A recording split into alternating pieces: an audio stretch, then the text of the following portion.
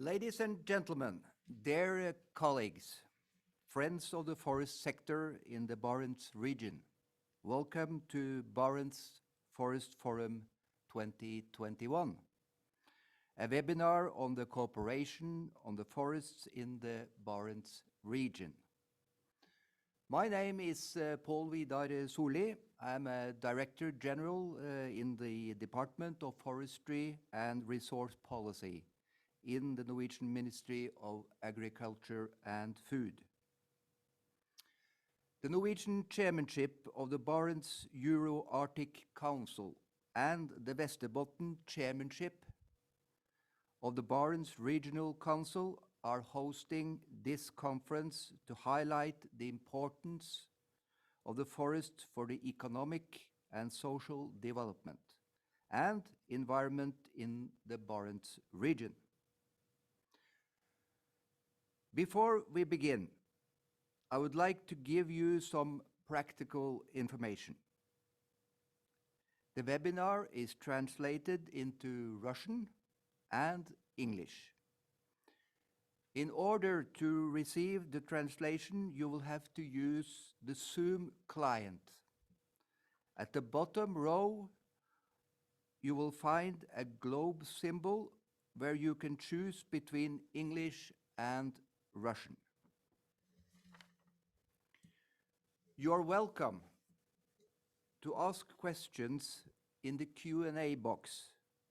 Hopefully, we will be able to provide you with an answer either during the webinar or afterwards. The webinar will also be recorded and be made available afterwards. Ladies and gentlemen, I am now honored to give the floor to the chair of the Barents Council, the Norwegian Minister of Foreign Affairs, Anniken Huitfeldt. Dear friends of the Barents region, welcome to this Forest Forum, our last chairmanship event before the ministerial meeting in Tromsø. Forests have been a part of the rich resources in the Barents region since time immemorial. They are natural resource to be appreciated and enjoyed, and to be harvested responsibility. They are a vital source of raw material for our industries, but also critically important for our efforts in containing global warming. Dear friends, like the Norwegian poet Roy Jacobsen wrote, it is good that there still is timber in the world because there is peace and light in it. For Norwegians, the Barents region has historically been associated with forests and timber. In northern Norway, our buildings were built with timber shipped from Arkangels, one of the oldest cities in the Barents region. And Norwegian ships still carry wood from northern Russia to world markets. Today, developers and architects are finding new carbon neutral ways to use wood. Norway's new government will be emphasizing this kind of green thinking. I'm pleased that this Forest Forum brings together experts, young people, and indigenous people to discuss matters that will affect not only all of us, but also the generation that come after us. I want to thank the Working Group on Forest for your contributions over the past 2 years. I look forward to today's discussions. Thank you very much, Minister Anniken Huitfeldt. I will now give the word to the chair of the Barents Regional Council, the County Governor of Västerbotten, Helena Hellmark Knutsson.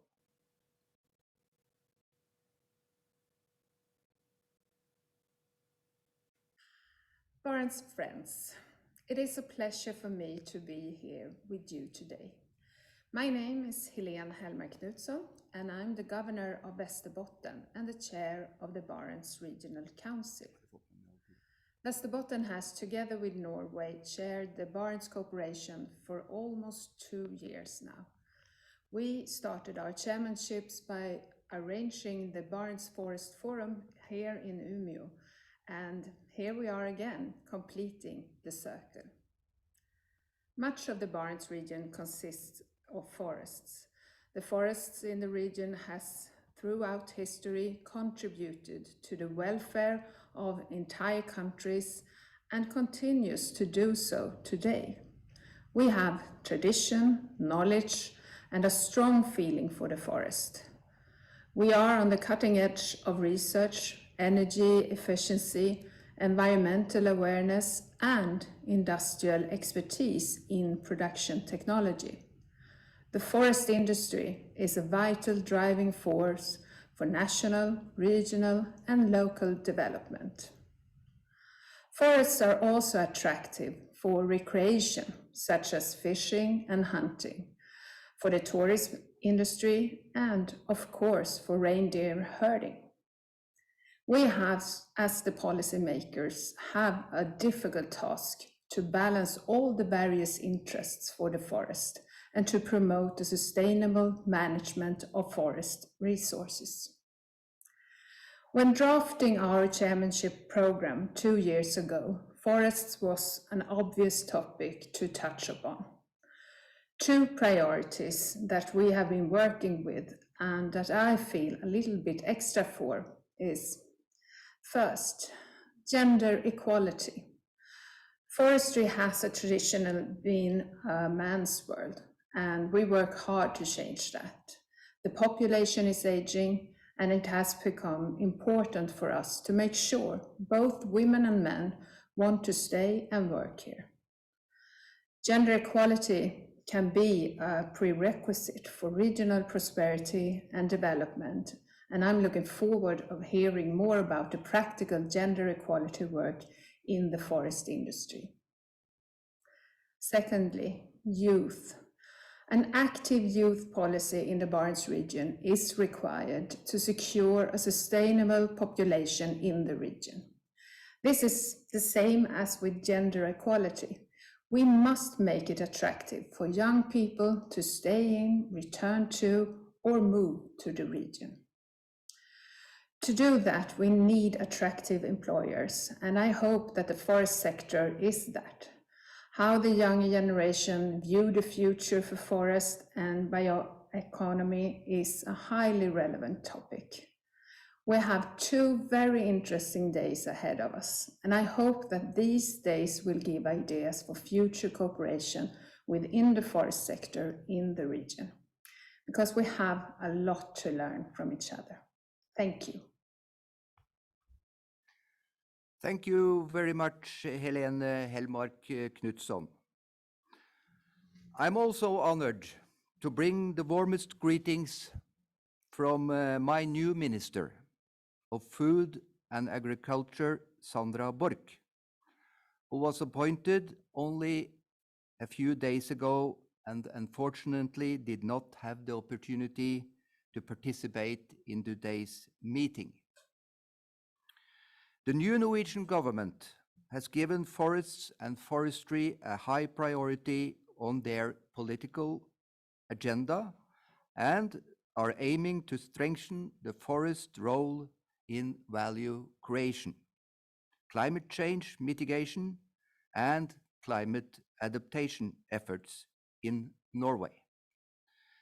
The importance of a strong international cooperation in these fields are also a part of the new government's policy.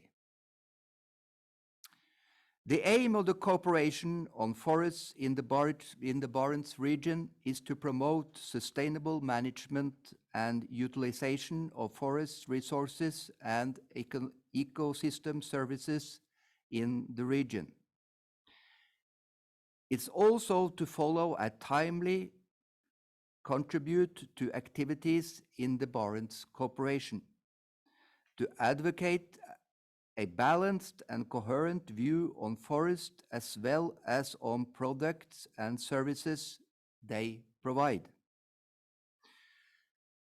Activities of the working group on the Barents Forest sector is to facilitate knowledge transfer and sharing scientific results and best practices.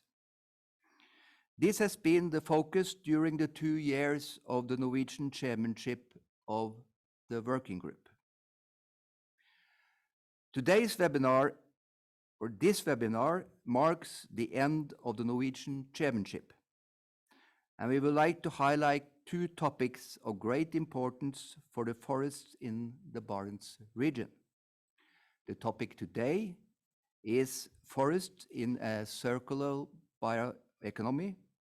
The topic tomorrow will be climate change, forest disturbances, and adaptation strategies. We hope the webinar will inspire the future regional cooperation on forests in the Barents region and to maintain the focus on the important opportunities and challenges facing forests, people, and societies. To address these important questions, we have gathered experts and representatives from all member countries in the cooperation on forests in the Barents region.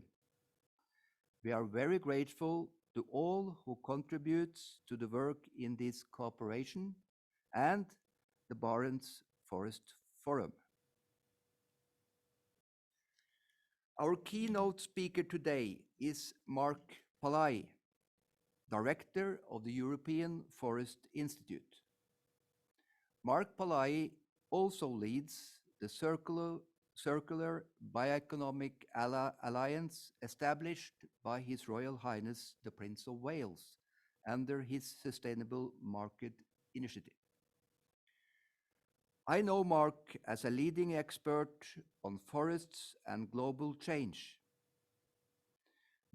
with a clear vision of the transformational role of forests can play in fighting climate change and developing a circular bioeconomy.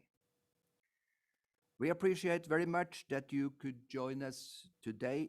Mark, the floor is yours. Thank you, Mr. Chairman. Dear colleagues, good morning. It is a great pleasure to be with all of you here today. Feel free to put the cameras on because it is easier to speak to faces than to just names. And during the next 15 minutes, I would like to share 5 reflections on the key transformational role of our forest as basis for a sustainable future. I hope reflections that might be useful also for the Barents region. And my first reflection is about the world in which we are living today. Because after relying for more than 100 years on a linear and fossil-based economy, we have arrived at a tipping point. The world in many respects have become too big for our planet. And in fact, the current pandemic, the climate crisis, the biodiversity crisis are not separate crises. They are just different consequences, different phases of the same fundamental problem, our economic system. A system that is addicted to fossil resources and to growth at all costs, that has basically failed to value our most important capital, which is nature. And by the way, one reason why our economic system fails to value nature is the way we measure our economy through GDP, which does not account for the value of our natural capital. And at the same time, the measure GDP has become the target of our economy. We have become obsessed with GDP growth. And remember one thing, when a measure becomes the target, it's not any longer a good measure. So to me, it is quite clear that in the next 2 decades, we need to put forward the greatest economic transformation in human history. If you look at the speed and scale of change that we need in order to achieve a climate neutral and nature positive economy. And such transformation as a precondition requires a new way of measuring our economy so that we measure what really matters: health, well-being, nature, biodiversity, equality. Because at the end of the day, we need a new economy where life and not consumption becomes its true engine and purpose. What some of us call a circular bioeconomy, an economy that is powered by nature, but prospers in harmony with nature.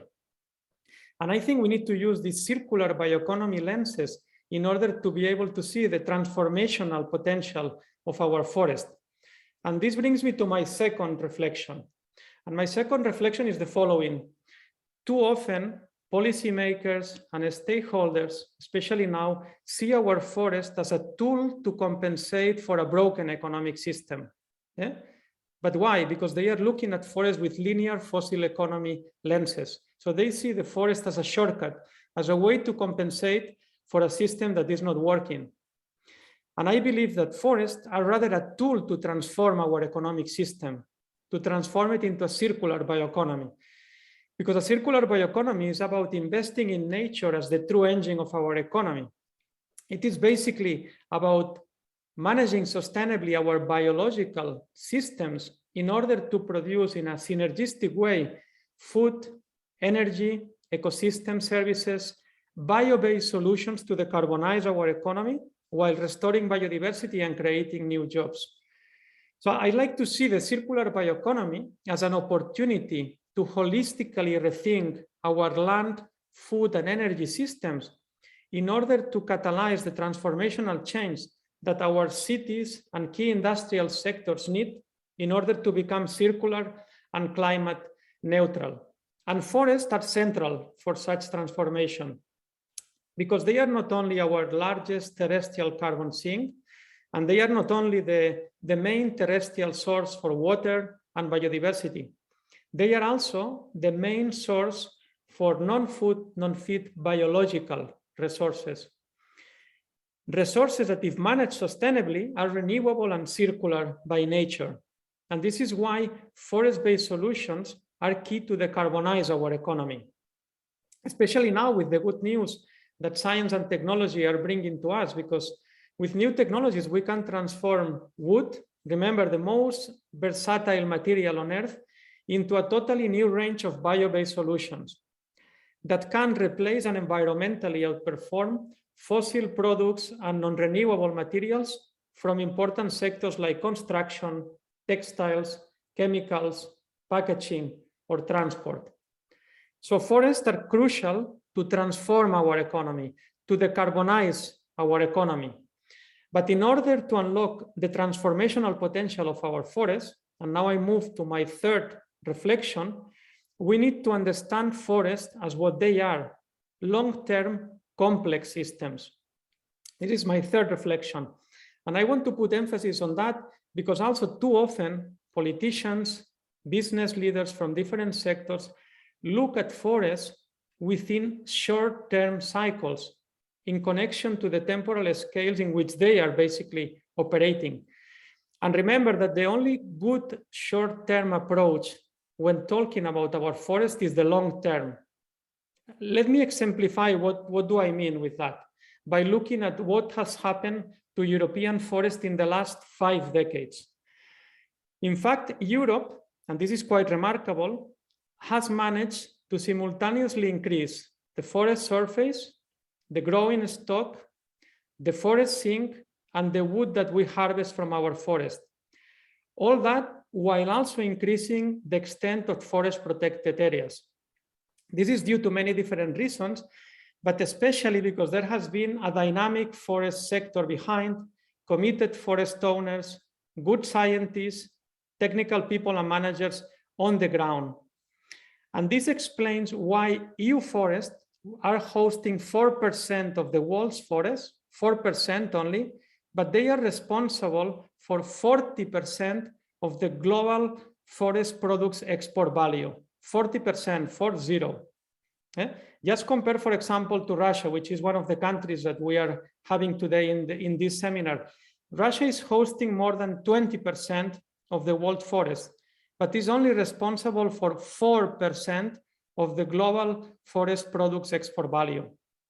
Africa, for example, as a continent, harvests 50% more wood than the EU, but the value of the products produced in Africa are 17 times less valuable than the ones produced in the EU. Why I am saying all this? Because forest questions need to be seen with long-term lenses. And then you will see things like what has happened in Europe and in many countries, for example, in the Nordic countries. Things like having a significant forest sector behind, which obviously requires forest management and harvesting wood, can result in the long term in an increasing forest sink. But if we look at these relations in very short term, you obviously will only see trade-offs between harvesting wood and forest's role as a carbon sink. This is why it's so crucial to look at forest in the right temporal scales. And remember that forests are long-term complex systems. And this is very important in view of the future that is coming. And this brings me to my fourth reflection, which is the following. The decade that starts this year, we will see an unprecedented forest situation in Europe, also in many other parts of the world.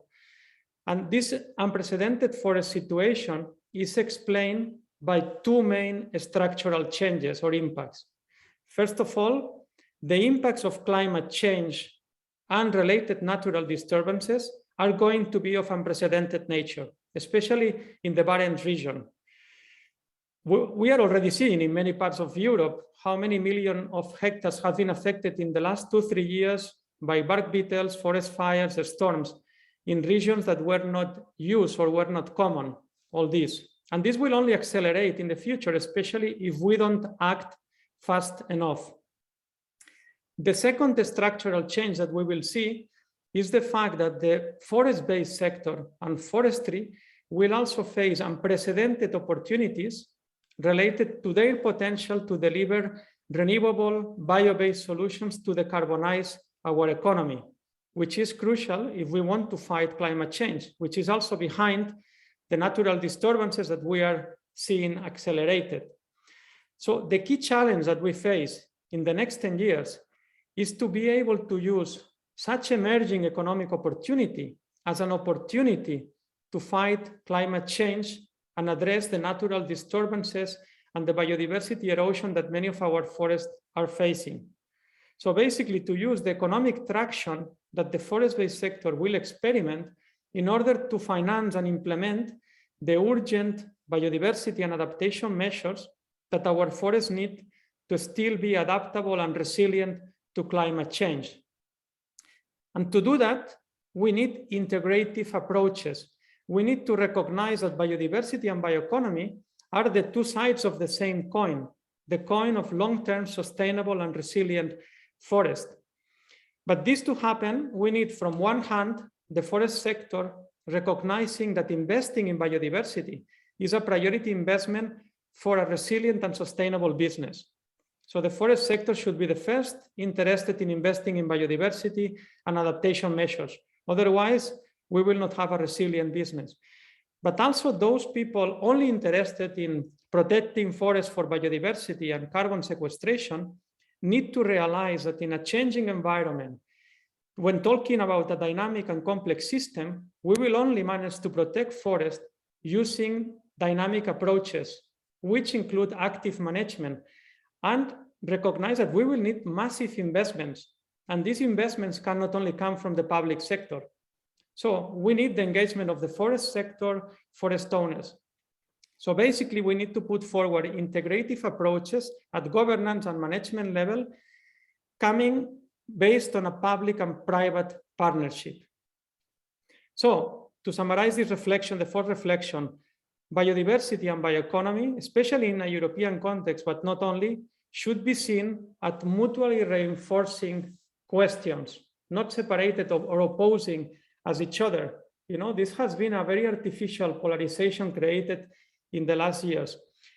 And this brings me to my fifth and final reflection, because in order to be able to put this integrated vision action on the ground, we need to recognize that while forests are complex systems, we should not make them complicated, which is a different thing. And to avoid making them complicated, we should not look at them with simplified lenses, short-term lenses, unidimensional lenses, fossil economy lenses. And to do that, more than ever, we need urgently to build an open, transparent, and effective science policy business dialogue. Too often, scientists are asked to provide questions when crises emerge. COVID is a good example. But I think there is a much wiser role for science, and is to put the right questions to prevent unnecessary crises. But to do that, we need to build a very dynamic science policy business interface, where we discuss, we trust each other, and we really build a common understanding of which are these key questions affecting our forest. And we try to understand the transformational potential of our forest as basis for a better future. Albert Einstein used to say that we cannot solve our problems with the same thinking we had when we created them. And this is exactly what we need now. A new way of thinking as basis for a new economic paradigm. A circular bioeconomy paradigm that places nature, forest, and people at its center. Thank you for your attention. Thank you very much, Mark, for your reflections and your comprehensive input for today's meeting. Your points are also highly relevant to the topics for tomorrow's session of the Barents Forum. It can serve as a guidance for much of our considerations during the Barents Forest Forum. So thank you very much, Mark. In December 2020, a report was published with the title Forests in Northern Europe's Emerging Bioeconomy.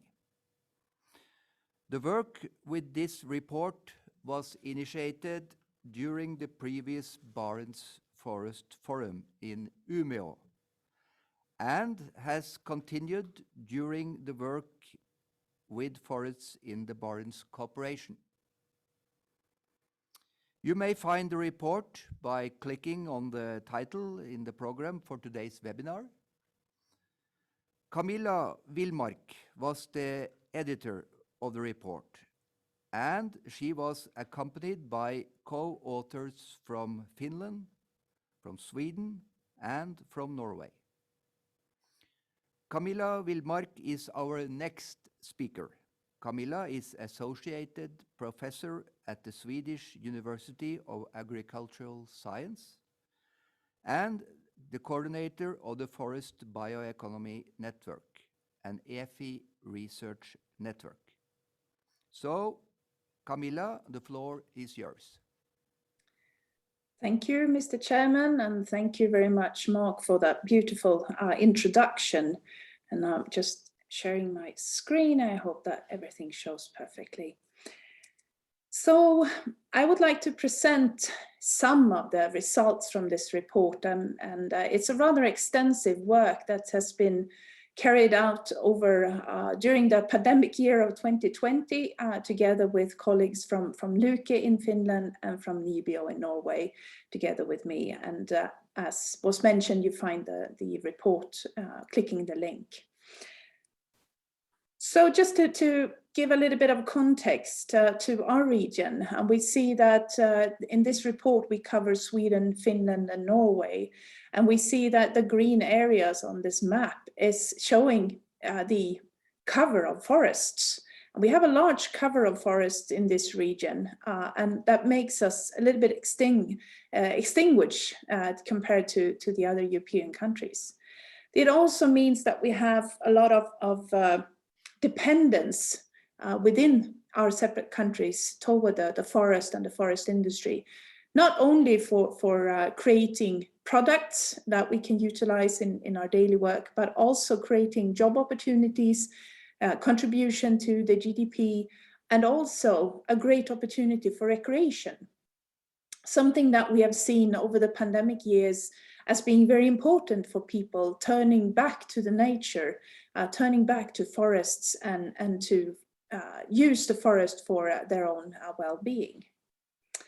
We also have forest-dependent people within this region, not particularly within the Barents region, not only people using the forest for recreation, but also for reindeer herding. And this is also important to remember, that semi-domestic reindeers who utilize the forest for grazing. So the forest is a provider of goods, and we see that timber, pulp and paper are important goods both in Finland and Sweden, with approximately 7 billion euros contribution per year to the national economy. We also see that bioenergy and biofuels are important targets within this region. We see that both Sweden and Finland has high targets for replacing fossil-based energy with renewable energy. We also know that we have high targets for biofuel in Norway, Sweden and Finland. However, challenging is the low domestic production of biofuel within this region. We also know that wood is an important good as a building material. And we see that the technique has developed within the region for building with wood, particularly tall wooden buildings. And we also see that regulations has changed over the years. So now it's actually permitted also in Sweden to build higher houses based on timber. And from here, we can just study the markets for bio-based products. We know there's high demand, and it's even more within the pandemic. It's easy just to look at the building material for patios outside houses, which grew exponentially over this period during 2020. And the demand for that kind of building material was very high and difficult for the market to actually sustain that demand. We also know that the bioeconomy transformation that Mark talked about is affecting markets for bio-based products. We see that policies are changing. We see the global trends of digitalization and urbanization, which is also putting pressure on utilizing the forest for different kinds of goods and services. And the question is, as always, and this is a question that I've been asking myself for quite a long time, will the forest be enough for everything that we want it to be enough for? And how do we be smart about using the forest? We also see innovation coming in the traces of circular bioeconomy, replacing bio-based with bio-based products. For instance, replacing plastics, single-use materials, textiles. We also see animal fodder coming from forest, not only for grazing, but actually other kinds of fodder as well. We see energy pellets developing and biochemicals, pharmaceutical products and smart packaging. All of these goods is something that we've been used to having. And we also see a transformation going on where we, for instance, are replacing fossil-based plastics with bio-based plastics, trying to get into a more bio-based economy. However, the challenge again is how to make the forest be enough for everything. Bioeconomy and forest ecosystem services that Mark mentioned in his keynote is also interesting and relevant to consider in the bioeconomy transformation. We see that biodiversity loss is something that is a major concern, but also a major challenge for most countries. And there's a huge discussion going on within forest research, for instance, on how to meet those challenges of biodiversity, while at the same time sustaining production from forests. And we know, particularly in the Barents region, that forest is a supporter of human health and human well-being, both physically by exercising or walking in the forest, but also for mental health, where we see research pointing at the fact that people do feel better when they go out in the forest, both physically and mentally. And this is important to sustain as a part of the forest ecosystem services, contributing to well-being within bioeconomy. We see that nature tourism is growing, and we see that both in Sweden and Finland, nature tourism is actually mentioned in policy. And we see that revenues connected to nature tourism is very high in all three countries, with big turnovers contributing to the economic system in these countries, but also important for the regional development, particularly in the Barents region. And just trying to conclude here, we have the bioeconomy, green transformation and society, where it will take time. We see that we need to have a long-term perspective in policy, particularly important when it comes to green transformation and to sustain the forest and make sure that we will utilize the forest in a sustainable way, not going back to what we had, at least in Sweden, in the beginning of the 20th century, where we saw forests being degraded and disappearing more and more because we needed land for agriculture purposes, but also for urbanization. But also at the same time, we saw a developing forest industry where the responsibility for sustainability wasn't that high. So in 1903, Sweden got its first Forestry Act, which is actually mentioned as a replanting act, already then starting to think about sustainable use of forests. And this is true for all three countries, approximately about the same time, starting to think about sustainability. And we see that it's a long-term perspective needed as forests grow rather slowly in this region. What we also noted in the report is that we need to think about how policy is affecting the transformation, the green transformation, but also affecting the use of the natural resource forests. And for that, we need to consider if we have policy that is stalling or hindering development, but also to make sure that we have policy that is sustaining sustainable use at the same time. So here, I think that all three countries need to scrutinize their own policy to see if there are hinders in the way for developing bioeconomy. And one example was the building with wood. We saw that in Sweden we had a regulation preventing building higher, taller buildings with wood. That was removed a while ago, which means that now that development is not stopped by policy. Technical and social innovation is needed. We need to make sure that we have people are following the innovation, but also that the technical development is continuing.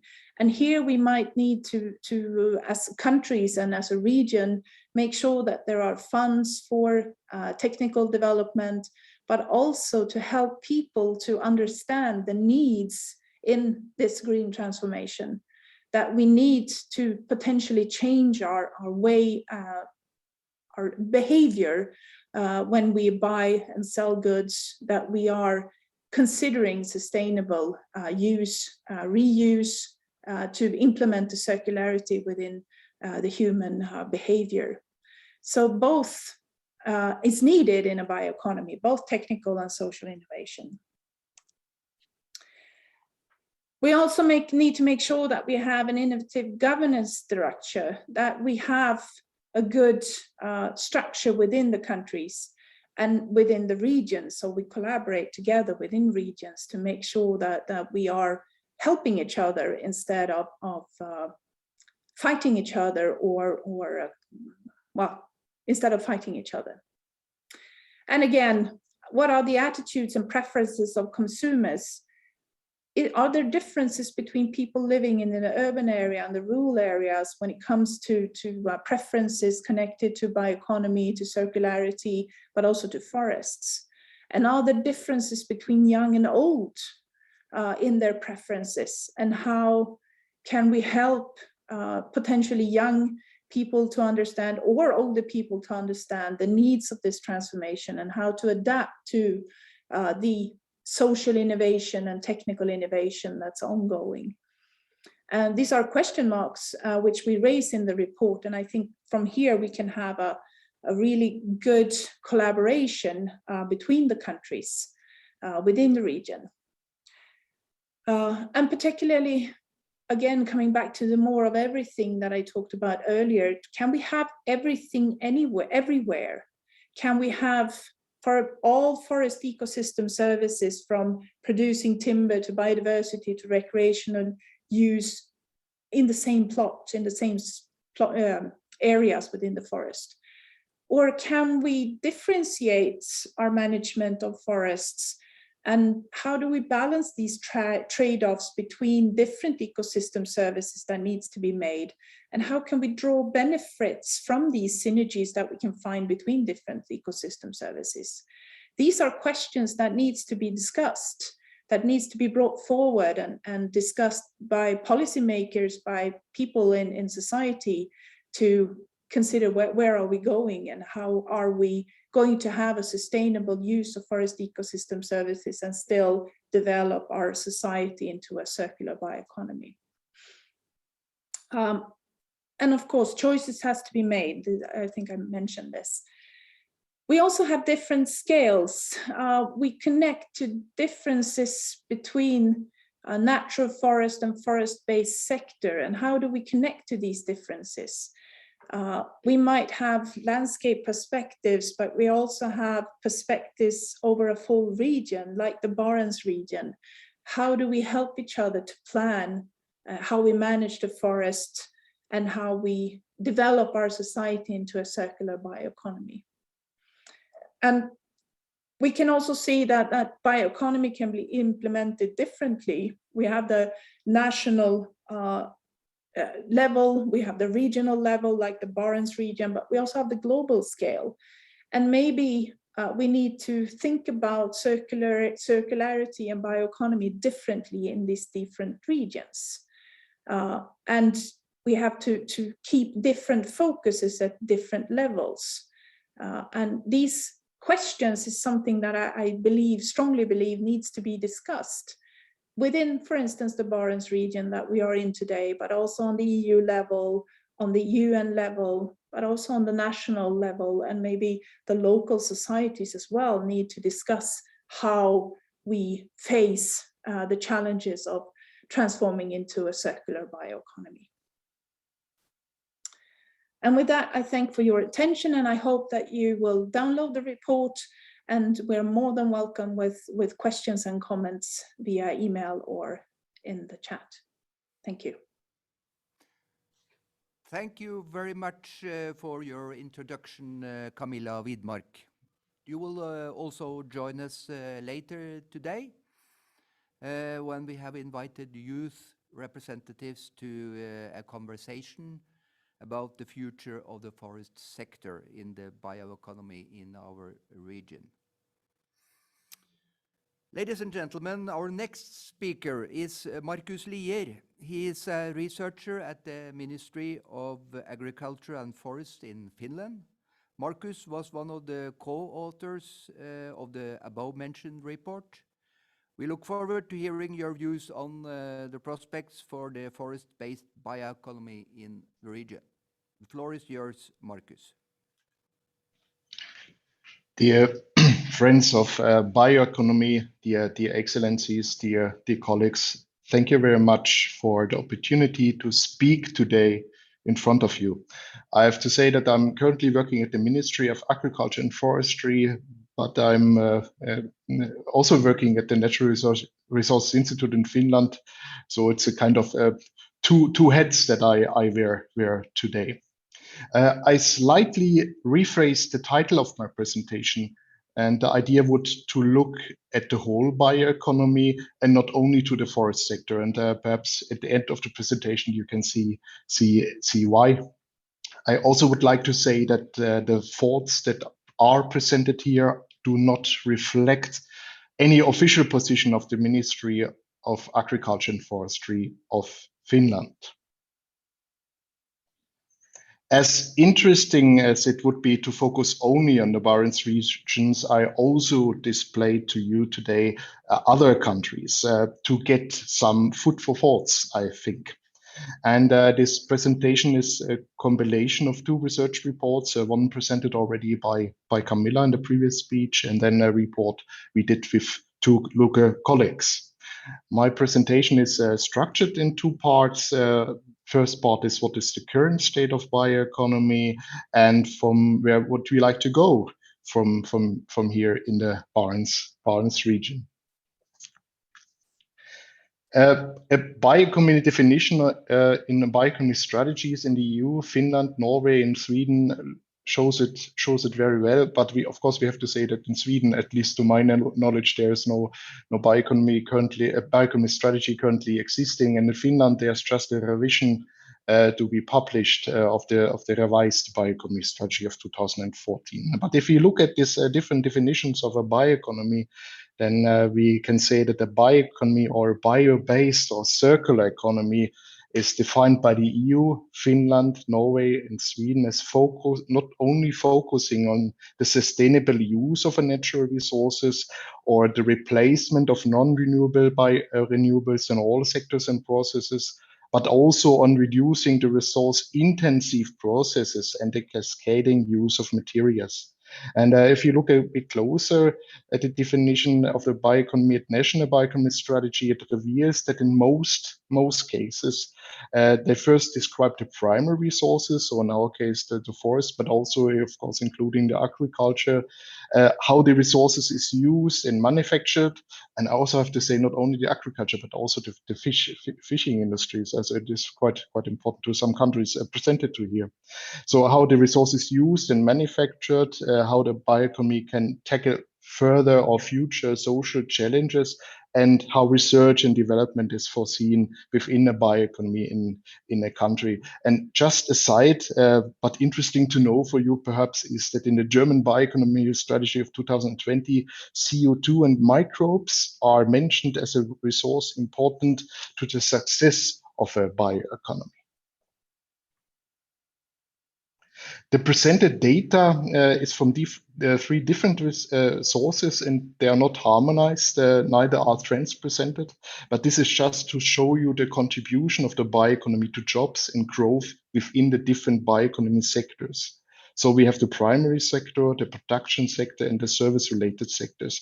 And we have to remember that, of course, there's a difference in the data quality. Some of the data might be based on expert outputs, but however, these tables show you some interesting results. For example, that the agri-food industry is prominent in the bioeconomy in all three countries. And taking a case country, and it's quite close that I take Finland. Finland is, of course, a remarkable bioeconomy country because it made a big steps in the bioeconomy transition. Because over the last 10 years, Finnish labor productivity has grown faster than, for example, in other EU 2020 countries. And consequently, it's amongst the highest performing EU bioeconomics in terms of apparent labor productivity. And so such a transition, of course, has been driven by productivity leaps and in the manufacturing of bio-based chemicals, pharmaceuticals, plastics, forestry, and in the manufacture of pulp and paper products. And we could read in the newspaper, at least in Finland, that the forest sector had and has quite a good year to come. Because people would like to buy wood for building. They are bought at home, and now they would like to build their terrace, for example. This table presents you an overview of mentioned examples of bioeconomy sectors considered in the national bioeconomy strategies. And I said here that I will not only display countries in the Barents region, but also other countries. And of course, we do not see big surprises here in the sectors that are mentioned, but interesting are, of course, the country-specific sectors. And Carmela just mentioned that the nature tourism is very important in Finland and in Sweden. I can confirm, or our study can confirm that. But also water-related sectors are important. Here, the circle, the orange circle, shows you the national specific sectors that are mentioned. So harvesting technologies are mentioned in Finland in the 2014 as well, be part of the bioeconomy sector. But also here interesting is that Germany mentions the activities related to the manufacturing of cars as being part of the bioeconomy. Just some thoughts. Here is the definition on bio-based products, main products, and bioproducts. And what we can say is that on the supply side, a circular and sustainable bioeconomy encourages to detect new value chains for waste and byproduct streams that are originated from producing bio-based goods and services. And then on the demand side, the bioeconomy assumes not only the replacement of a fossil carbon with renewable carbon contained in a subsidized bio-based product, but also, and we have to remember that, on the reduction of the fossil carbon along the production chain. But the question, of course, remains is that how easily a country can identify the industries with priorities and potential to transit to a circular and sustainable bioeconomy. But dear colleagues, dear friends of bioeconomy, dear ministers, dear excellencies, we also, of course, have to look at the global value chains. And Camilla was driving this briefly. So the specialization in the production processes has unbundled the production of a product from a location to numerous specialized locations around the world. And almost all companies in the world participate in such a global supply chain through various industry activities in which they specialize. And we have to say the higher the share of a foreign value added component is, the less important the industry is for economic growth, or in other words, the less capacity to contribute to national economic growth.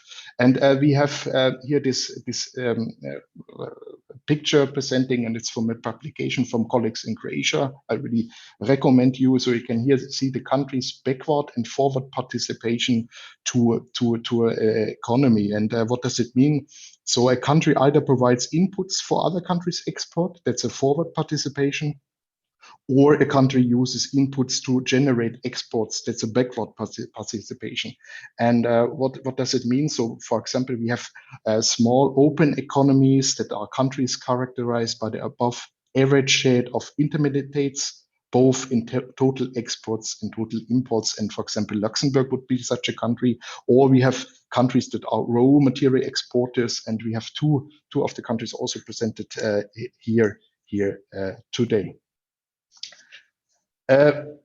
Although we talk in our publication that is mentioned here down here with the colleagues from Lucke on regions within the countries, within a country, I think that the different concepts that are presented in a bioeconomy strategy on regions and how to enhance the regional dimension of a bioeconomy could also be perhaps the base for the Barents Forum cooperation in the future.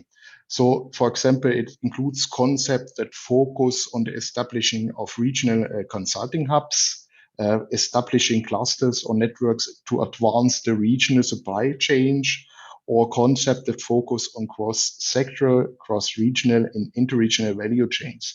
So perhaps the Barents region could also learn from the examples that are mentioned by other countries. And where to go from here? And this is my humble thoughts. First of all, I would ask that do we have a national bioeconomy strategy existing? And if we have a national bioeconomy strategy existing, do we also have an action plan connected to it? Very, very, very important. Then how is bioeconomy defined at national, regional level? Do we have a definition of bioeconomy in a Barents region level? Would this be something? Where is our bioeconomy in the global value chain? Where are we the big player, or could we be the big player in the future? What are the sectors and products that need more attention in the future? That would be also something. And what are the factors hindering and supporting the development of a bioeconomy? This also reflects to or is connected to Camilla's presentation. But dear friends and dear colleagues of bioeconomy, dear ministers, dear excellencies, we haven't talked about policy that will affect resource availability or value changes so fast.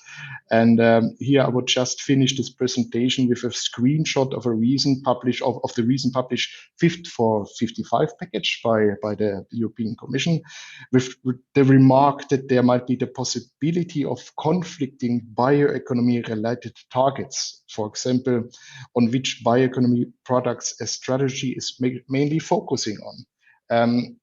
We have a sample that strategy is mentioning long-lived wood products, but forgot the short-lived wood products that are also very, very important for economy. But I think this is a different box of Pandora. That's for the next presentation. Thank you very much for your interest. Questions and comments are welcome after the presentation or in the discussion or by email. And I would like to repeat that my thoughts presented here do not reflect any official position of the Ministry of Agriculture and Forestry. Thank you very much. Well, thank you very much, Markus Lier, for elaborating on the prospects of the bioeconomy and the role of the forests in the Barents region. Thank you. The next speaker, and the speaker from the northernmost location today is Konstantin Mikhailov from the Northern Forestry Research Institute in Arkhangelsk. We very much look forward to hearing about technologies for processing wood residues in the northwestern region of Russia. Konstantin Mikhailov, the floor is yours. Добрый день.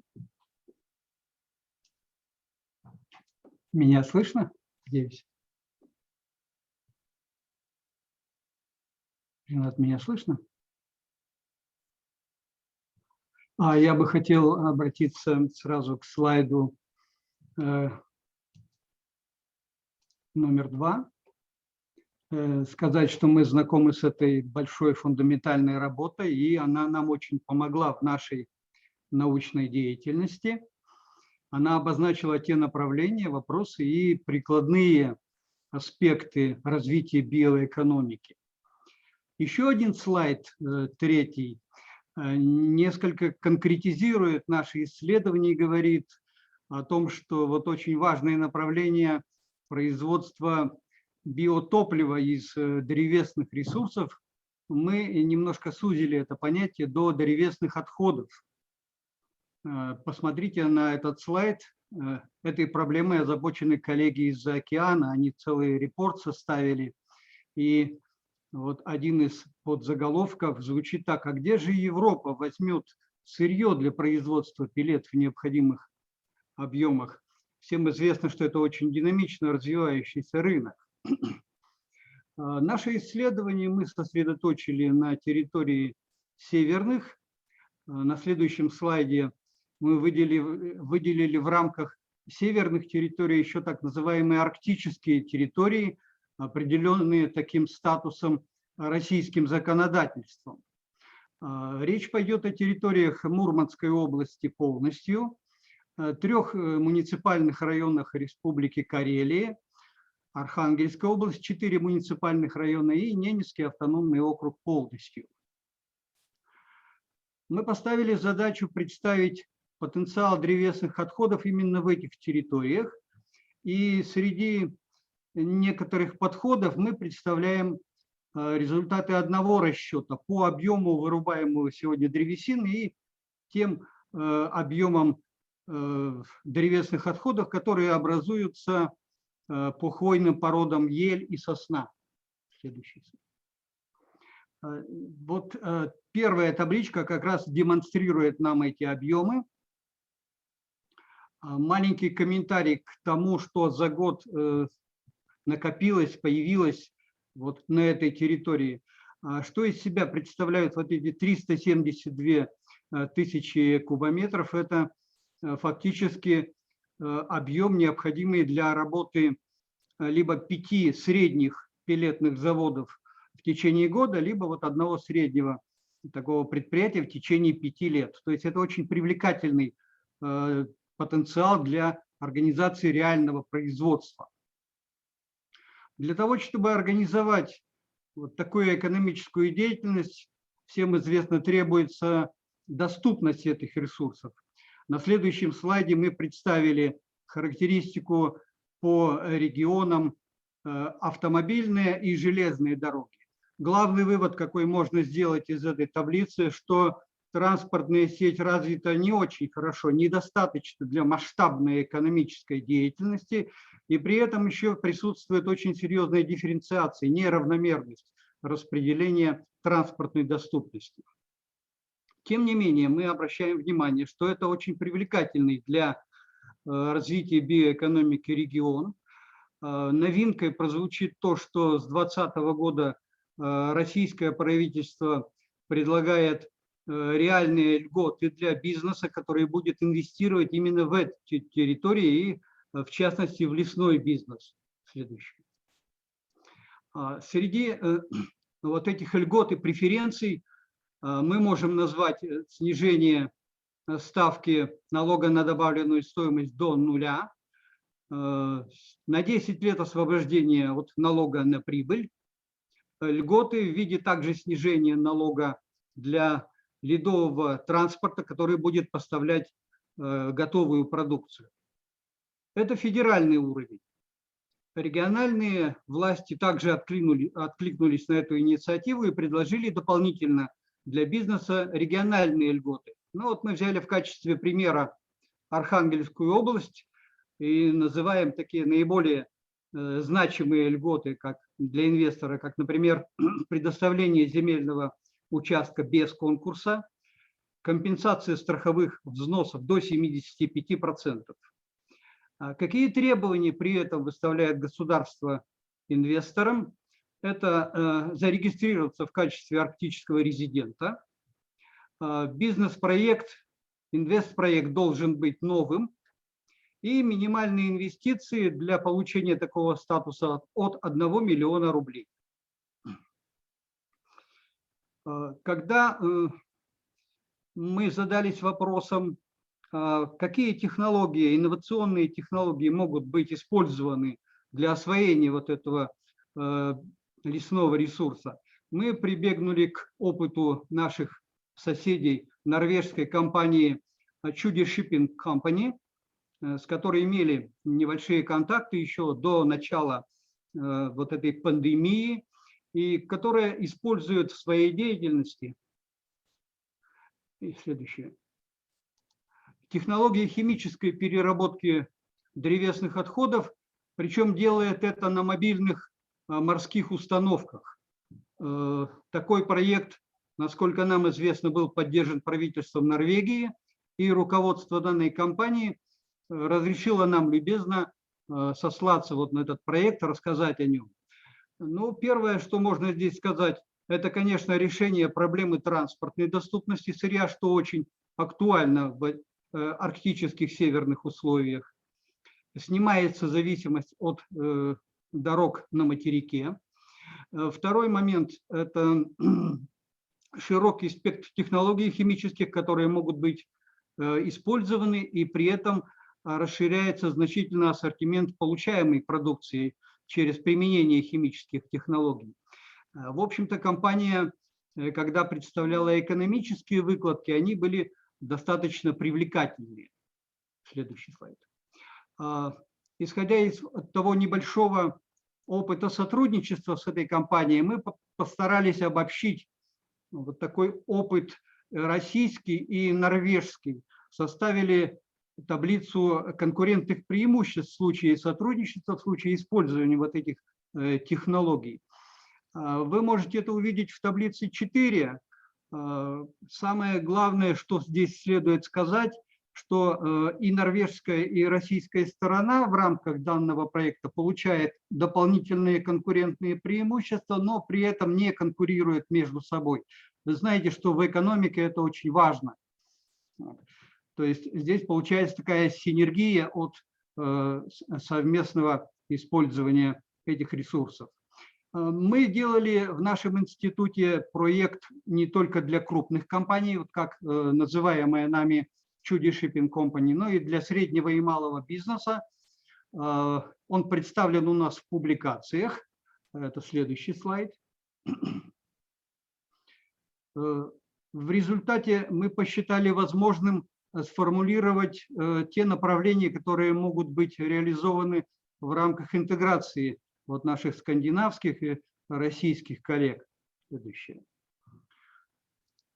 Если речь идет о научно-исследовательских институтах, то здесь мы предлагаем 3 направления. Первое, которое уже можно реализовать в самое ближайшее время, уже использовать тот опыт, который есть и в зарубежных институтах, и в нашем институте, для такого сравнительного анализа, для подведения итогов, а как же проявляет себя вот эта лесная биоэкономика локально в той или иной стране, какие есть особенности, в чем риски, в чем перспективы, в чем специфика реализации тех или иных технологий.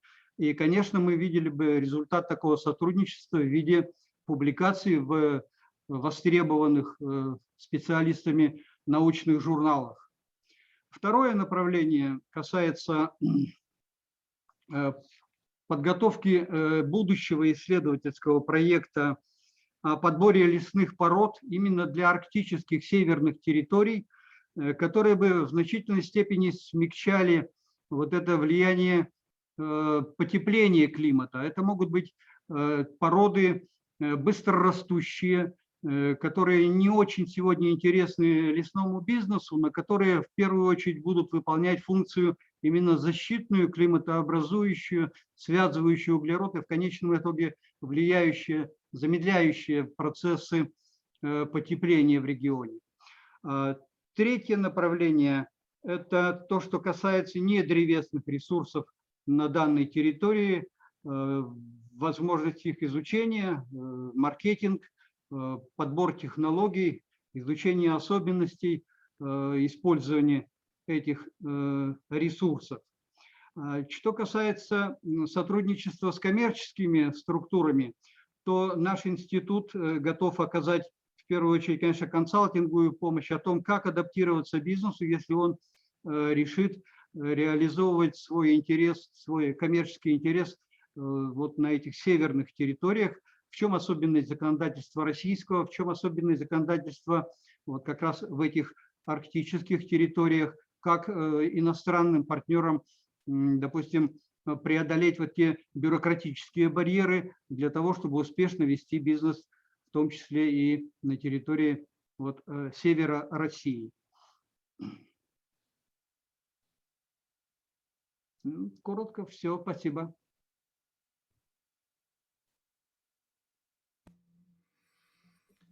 Thank you very much, Konstantin Mikhailov, for your very interesting presentation for us today. Thank you. Our next speaker is the CEO of the Cluster of Forest Technology in Sweden. I understand that this cluster is an economic association active on several important issues related forests and bioeconomy, including important technological and social topics needed to progress on these issues. We are happy to welcome Linda Nyström. The floor is yours.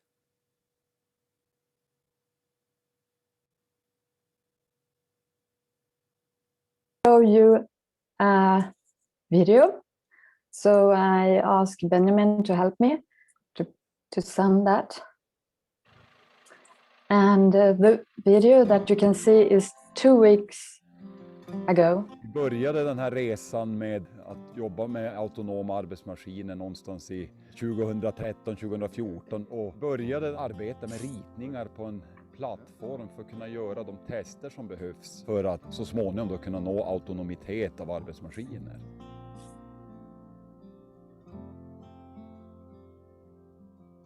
Det som är riktigt häpnadsväckande här är att det är första gången en skogsmaskin gör hela den här sekvensen själv. Det finns ju en del maskiner som kan köra själv i terräng. Men i det här fallet så har vi satt ihop hela sekvensen med en maskin som kör, den hittar stockarna och sen kan den faktiskt också då plocka upp stockarna. Och det är någonting som aldrig har gjorts förut.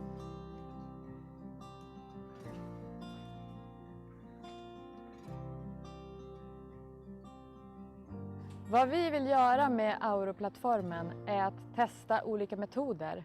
Och i framtiden så kommer kanske designen att se helt annorlunda ut. Vi kommer att se mindre maskiner och de kanske arbetar i grupp. Vår roll är att koppla ihop olika aktörer för att driva på utvecklingen och att få forskare att komma närmare industrin och företag så att vi tillsammans kan utveckla ett mer hållbart skogsbruk.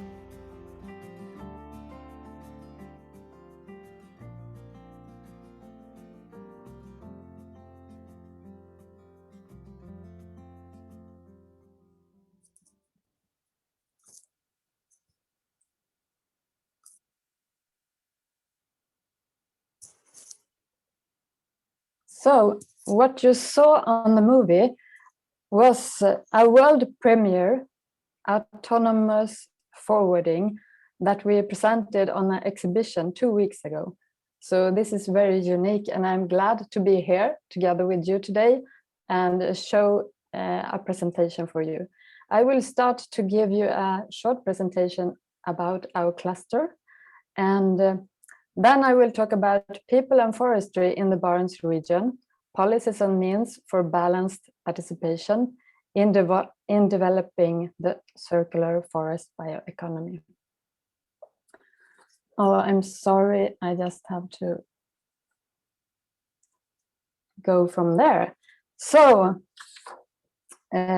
today we consist of some of the world-leading manufacturers of forest machines or component manufacturers.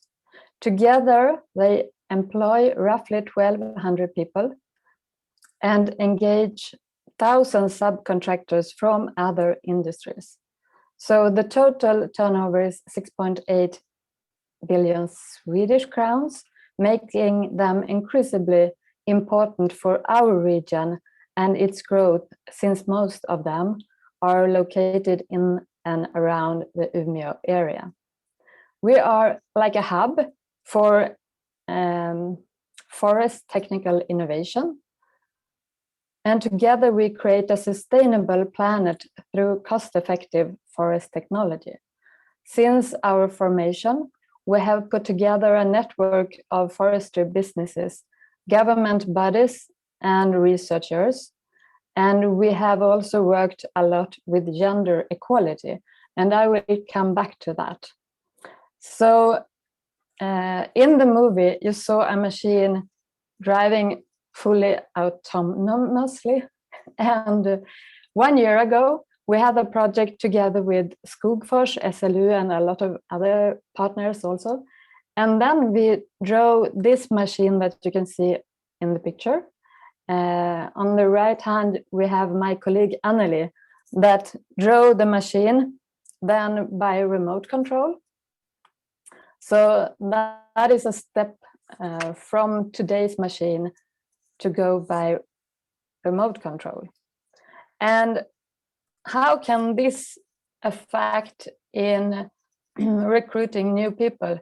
We don't know, but maybe this can be one thing that also can help us to get more people to work with the forestry.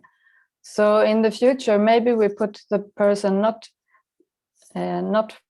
just on the side of the machine with a remote control, but maybe the people can also sit in an office close to the city or in the city.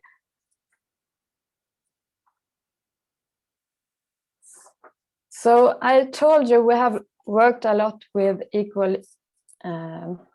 gender equality and diversity in our member companies.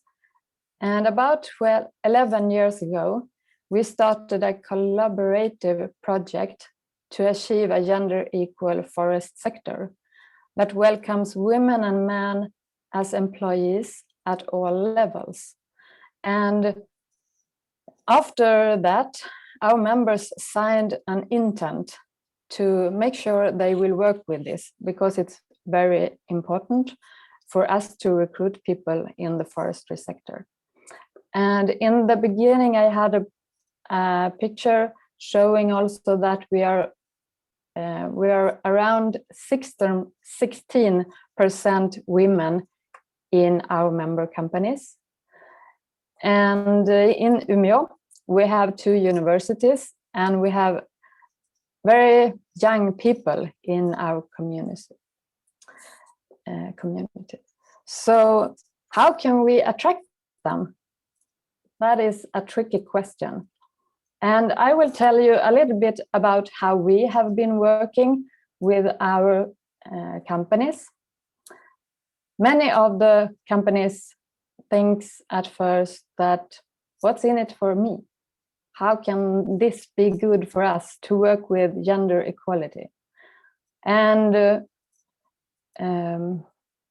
often that you see gender equality work as a side project. Integration is missed throughout society. Prioritize this for your employees' sake. That is something very important. Gender equality is not just about the distribution between men and women. Diversity and equality are concepts that may easily be confused, but together describe a group's distribution, view of each other, and can affect well-being in a workplace. So what you can see on this picture is some typical things that we have seen. The companies say when they have started working with more equal or gender equality, and they have got more women into the companies, they have a more pleasant work environment. They are more creative. They increased competitiveness, and they have an attractive workplace. So they have also lowered the absence due to sickness, or if you say, for example, we had a company that recruited a lot of women from the health area, and they used lifting help when they had to lift heavy things. So when the women worked with this lifting help, even the men started to use it, and they lower their ill of the back, for example. And of course, this will also increase the profitability. So what success factors have we seen? I've told you about increased knowledge, and that is important. And if you have someone that can help you, please invite people or companies that are good in this to take a norm hike in the workplace. It's like putting on your glasses to look at your environment and see who can be favored and disadvantaged. Then you can also look at how to, or if you say, how do other people look at your company?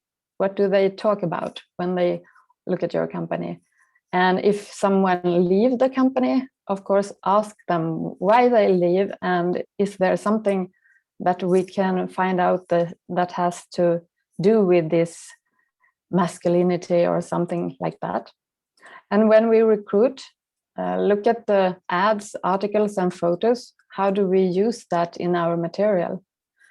And if you have good role models, please take help from them and present people from that role models. So my final slide is about policies and means. I think we have to understand the inhabitants and their connection to the future, because many people loves to be in the forest. I do so myself. I know that under the pandemic, a lot of people have used the forest as a recreation. They have been walking, running, picking mushrooms and berries, and maybe some of them have also been hunting there. So many people have a connection to the forest. And me, myself, I have started to run in the forest the last 2 years, and I think it's marvelous. And when I'm in the forest, I see, of course, clear-cut areas, but I also see new plants, growth. I see diversity, leaf and needle trees, and most of all, I see the whole value chain and the end products, the fantastic end products that comes from the forest. And I think we have to understand that some people see us as an old-fashioned industry, and we have to do something about that, because we are a really modern forest sector, and we have to be good to include the description about ourselves and the biodiversity and the sustainability that we also work with in the forestry. So when you look at this picture, I was supposed to tell you, as you all know, but we have a high-tech industry, and some people loves to talk about the machine and the video that you saw in the beginning. And people say that this is cool, and now we can use this technique, and it's really, really good. But we also have to think a while about what people that doesn't work in the forestry think about the forestry, and be much better to communicate how we work and why we work with the forestry, and what we can bring out to the market.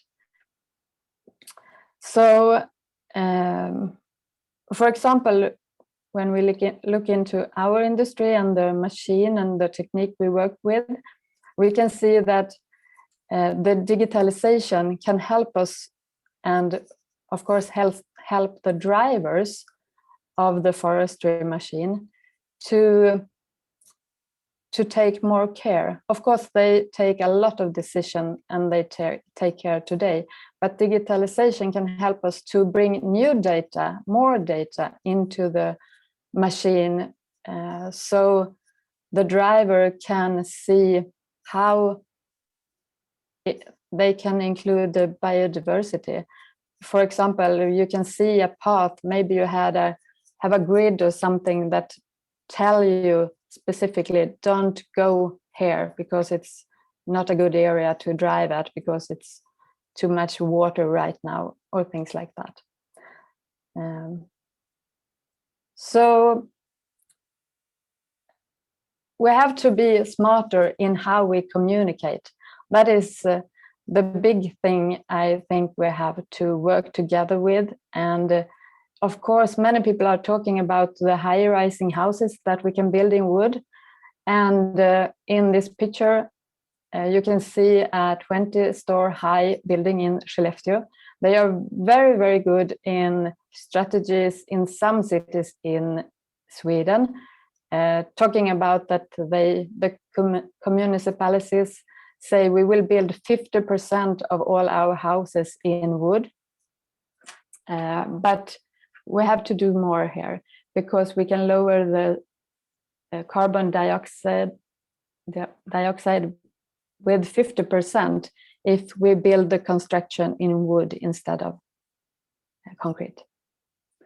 So please come together, look at the communication one more time before you talk about how great we are, and we really want to have more people come and work together with us. Thank you very much for listening, and I hope you will have a great day. Thank you very much, Linda Nyström, for the film and for the important messages in your presentation. Well then, dear colleagues, we are a bit ahead of schedule, but we'll now have a break to stretch our legs and perhaps get a cup of coffee. We will start again at 11:50. But thank you so far, and see you all again in a few minutes.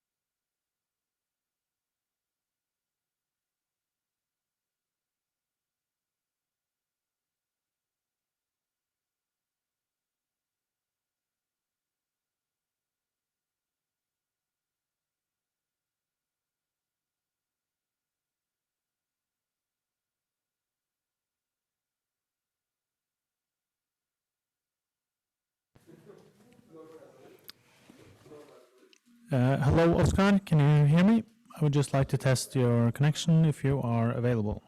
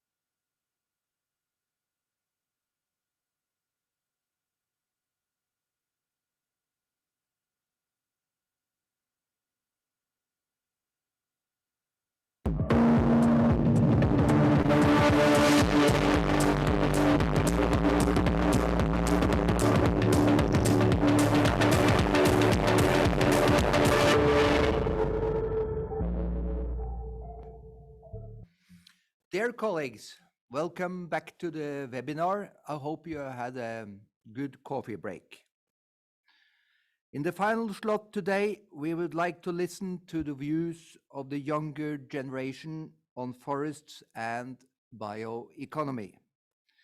Camilla Widmark will introduce the topic and moderate the conversation.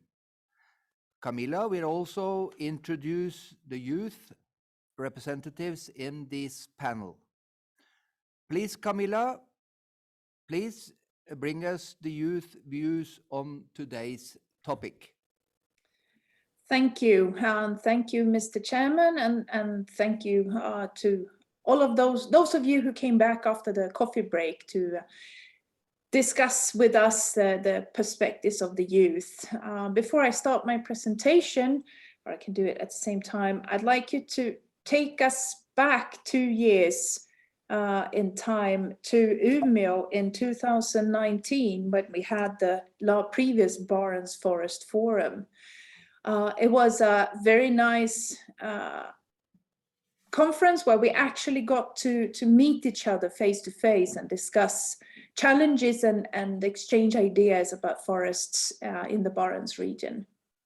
Now with the pandemic, we meet each other this way instead, and I'd like to present some of the findings from the Barents Forest Forum in Umeå 2019, where we had a pre-conference workshop with young people talking about issues related to the forest and forestry and the future, together with the young people and from Sweden, Finland, Russia, and Norway.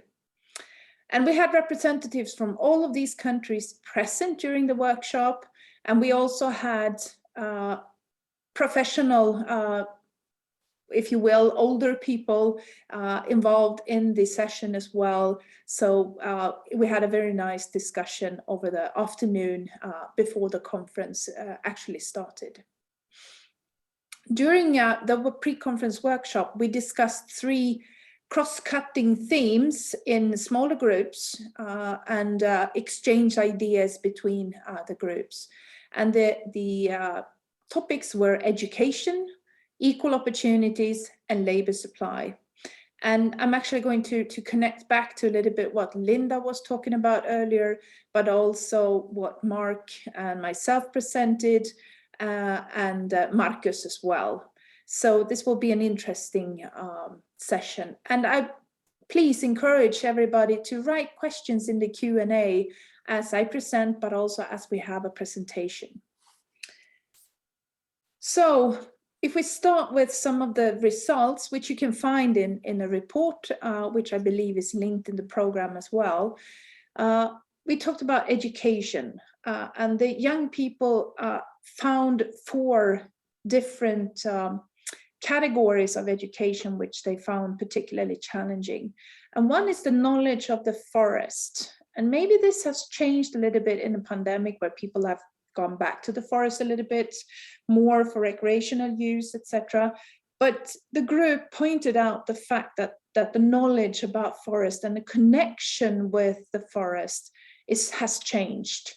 And this might affect both our general public's ability to understand the forest, but also young people when they choose education routes. Another group of items that were discussed during the workshop was young people's perceptions and prerequisites on forests. And this is related to the first subject on knowledge, but also how you perceive forest as important in your daily life, and a lack of understanding of how forest can be utilized. The third group of themes, the third theme that was discussed during the topic of education was forest education, where the young people discussed whether the universities actually are focusing on education, on forest education, and how high school students are connecting to forest and forestry in their education. And the last group of the last theme within the education was the forest sector challenges. And we'll come back to these challenges a little bit over the next two themes as well. But the question is how do forest sector connect to the young people, and how do forest sector spread the understanding and knowledge about forest and how it can be used. And just to give you a view of some of the quotes from the workshop. So one group talked about, we are not good at communicating with society what forestry is, connecting to the knowledge part. Choose pathway, are we saving the forest or destroying them? What kind of idea is forest and forestry sector reflecting toward the society? Are we saving forest or destroying them? Another quote was about forestry not being a media sexy education route, that forestry is not particularly lifted forward in media as being an interesting route to take when you choose education as a young person. One quote was also about lack of quality prepared and educated teachers and coaches at universities. And this is connecting to how the universities are targeting forest and forestry within the educational system, but also how universities prioritize when it comes to recruiting teachers and coaches at university level.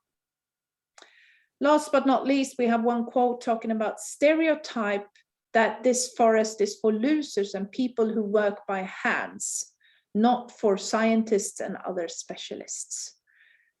Maybe indicating that forest sector is for people who don't choose to educate themselves, that there are very little science within forest and forestry. And of course, this is from the quotes, so I'm not putting any reflection on that. So we also asked the workshop participants to talk about solutions. How might we communicate about us in a more holistic way? Us in this sense, talking about forest and forestry. How do we spread awareness and opportunities within and outside the sector? These were two topics that the workshop together chose to work more closely with. And they tried to find solutions. One was to reach young people. Maybe we need to find ways through social media to actually interact with young people on their arena, so to speak. Another solution was connected to how we perceive forestry within society, and connecting to helping general public to understand forest and forestry, and why we do forestry, and how this is important for our development as a more bio-based society. The third solution proposed was to promote cross-sectoral collaboration. Maybe not only forestry companies can spread this knowledge on their own. Maybe we need to collaborate with other sectors that might be more apparent to young people that this is an educational route to choose in the future, by actually introducing them to other sectors that might connect to forest and forestry. Then we go into equal opportunities, and Linda touched this quite a lot in her speech. So the young people identified two groups of themes within the equal opportunity. One was based on traditions, norms, and stereotypes, and the other was a lack of role models. And just bring forward a few quotes from the workshop. One group said this was an old way of thinking, that the forest sector is based upon old ways of thinking, that community, general public seem to think that forestry is a men's profession, and working in the forest sphere is for a man. if you want to try something, go to the plant house, indicating that women should be taking care of the plants while the men do the hard work within the forest sector. There's also a big discussion within several groups about the glass ceiling, the problem for young, particularly female, to advance within the forest sector, to have more advanced jobs and have opportunities, the same opportunities as men to advance. One group also talked about employers are often unwilling to employ young women because they are expected to get children and take a maternity leave. And that could be one of the reasons why there might be some reluctance of employing female. And last but not least, one quote was about the benefits are not described or understood. We still count numbers. We don't talk about the benefits of including both men and female, but also people with other different cultural backgrounds compared to what we typically see in the forest sector. So these are some of the thoughts brought forward by the young people in the workshop. And what kind of solutions did they propose? Well, showcase good examples is one proposed solution. Another, which Linda also talked about, was role models. To have role models not only within the forest sector, but also within the education system, to make sure that people, young students bump into both female and male teachers talking about forest and forestry related issues.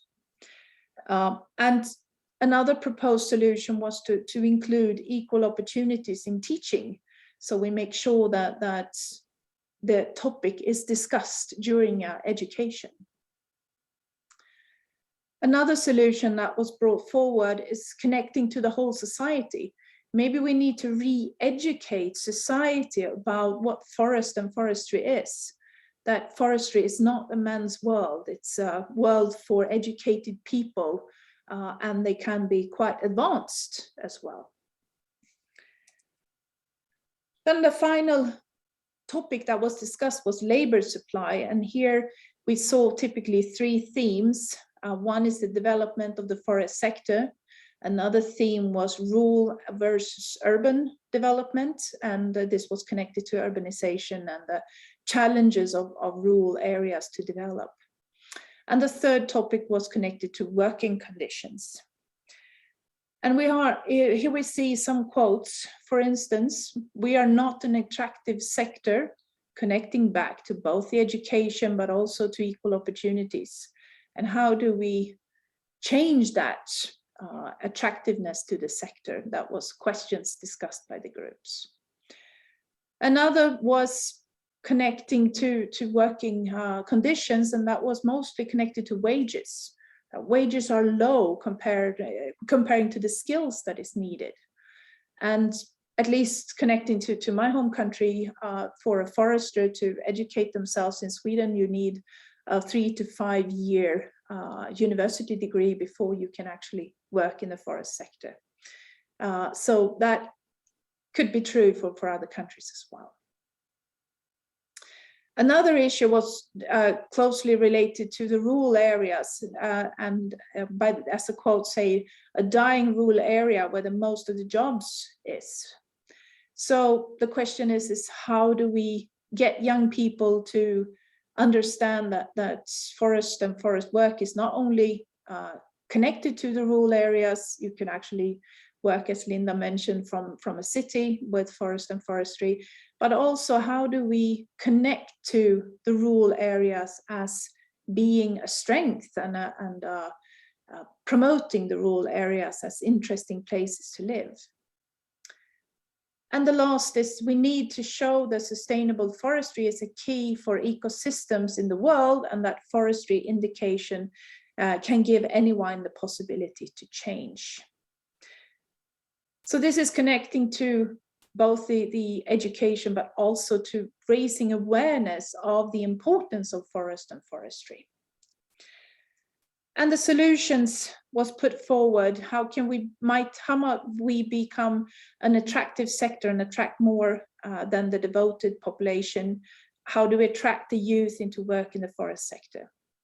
And one solution put forward was to connect to young people early, to make sure that people already in kindergarten and in primary school connect to forest and forestry, and that forest and forestry follow them during the educational route, and hopefully nudge them to find forest interesting, to choose that as an academic career.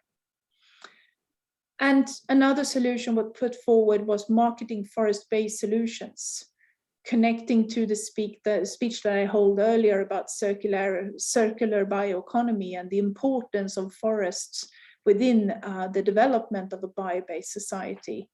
Maybe not everybody in society is aware of this fact and understands the benefits and the use of forest and forestry. So a challenge, sort of an overarching conclusion would be that a challenge for forest and forest sector is that forest sector typically operate in a rural area while the main population is living in typically urban areas. This is a major structural challenge for forest sector. And I would dare to say, and this is my own reflection, that this is a major challenge for society overall. People are living in the cities benefiting from rural areas when it comes to goods and services. So these are some of the findings from the report. And if you are interested, then please download the report where you can see more quotes, but also some more conclusions and discussions. So thank you for that presentation. And now I would like to invite our panelists to the floor. So first we have Oskar Manneli. You're a project manager in the Regional Council of North Karelia and a youth representative in the board of the 4-H Finland. Welcome. Thank you very much. Yes, and then we have Maria Gronemo. And I'm sorry, I don't have your fulls. Could you please present yourself?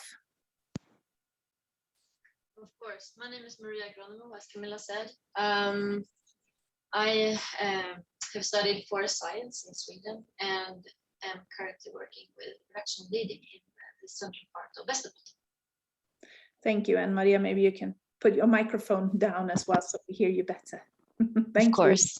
you. Thank you. And then we have Maria Sokolenko as a representative from Russia as well. Maybe Maria, you can mention just a few words about yourself. Yes, thank you, Camilla. Good afternoon to everybody. Nice to meet you all. And as Camilla was correct to mention, my name is Maria Sokolenko.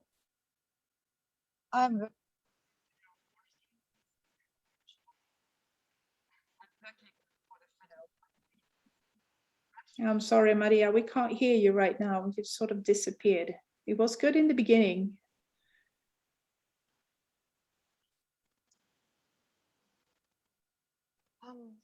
Do you hear me better now? Yes, a little bit better. Well, I cannot put it in my mouth. So thank you. So I'll kindly first ask each and every one of you to give a few minutes of reflections from the report. And I kindly ask Oskar to start with approximately 5 minutes of reflections. The floor is yours. All right, thank you, Camilla. The report was very interesting to see, read about, and actually, one remark, I was in the Umeå when it was written, so it's fun to see that report again after 2 long years of coronavirus and staying at home. So it brings back so many memories. But yeah, I think the most important point of the report, which was offhandedly mentioned, was that we must include young people to planning and, of course, development of the forest sector. And it's important that we include them also in the part of the marketing of the forest sector.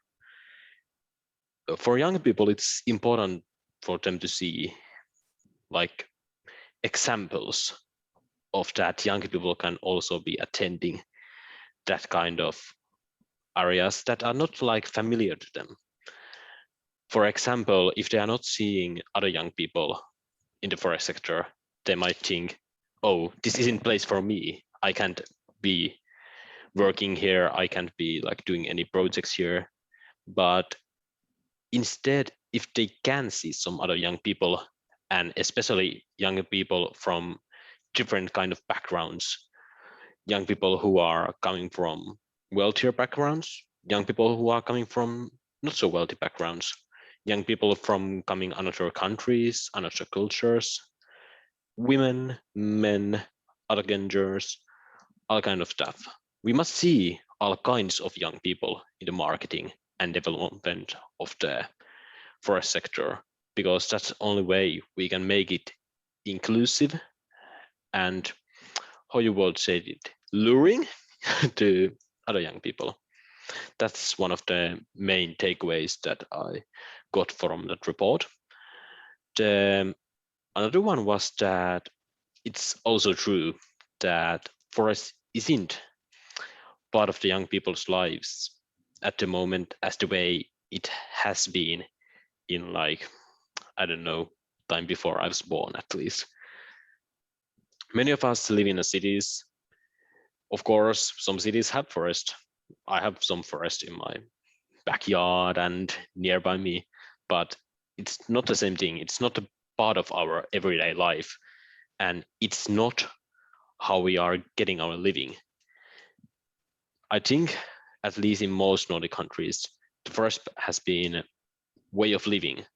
It has been the way, it has been the place where people have worked. It has been the place where they have been spending their free time. It has been the place where they almost have lived, at least in some rural areas. But it's not the same anymore. Of course, forests might be part of our lives, and especially those who work in the forest sector, but not many young people are going to the like true forest, at least not every day. It might be happening like, you know, once in a while, but it's not part of the everyday life. And that's something we have to tackle. We have to think about how we can maybe bring forest to young people, how we can present it in a way that they feel lured to go in the forest, how they feel that they have urge to go there, how we can present it on that way. And of course, how we can make forests attract them. What can we do in the forest? What will be the reason to young people to go there? That's some questions we must think about. And it's important that these kinds of events are for that reason. Yeah.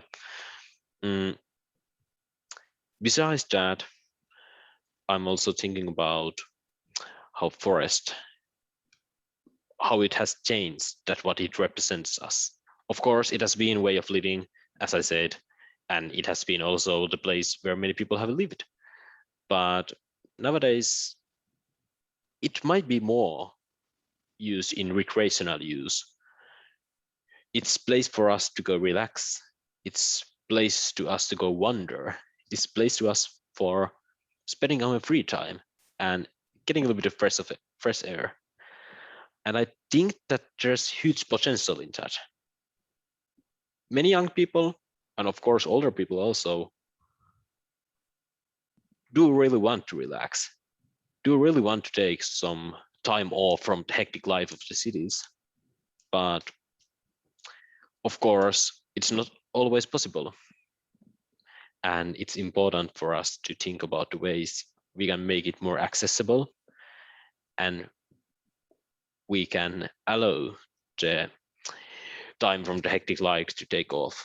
Of course, it will have been wonderful to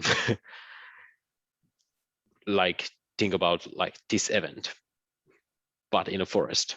Maybe someday we can make the events and that kind of stuff go back to the forest. It will be interesting to have seminars in the like natural environment or something like that. And of course, what we can do in schools, what we can do in work.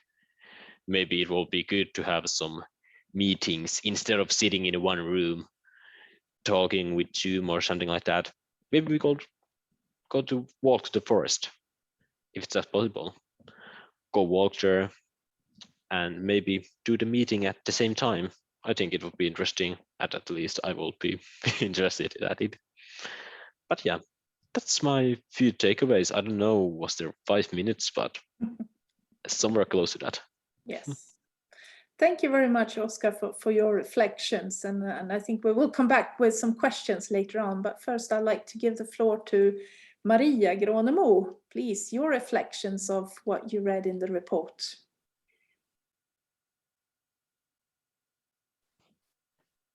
Yes, thank you.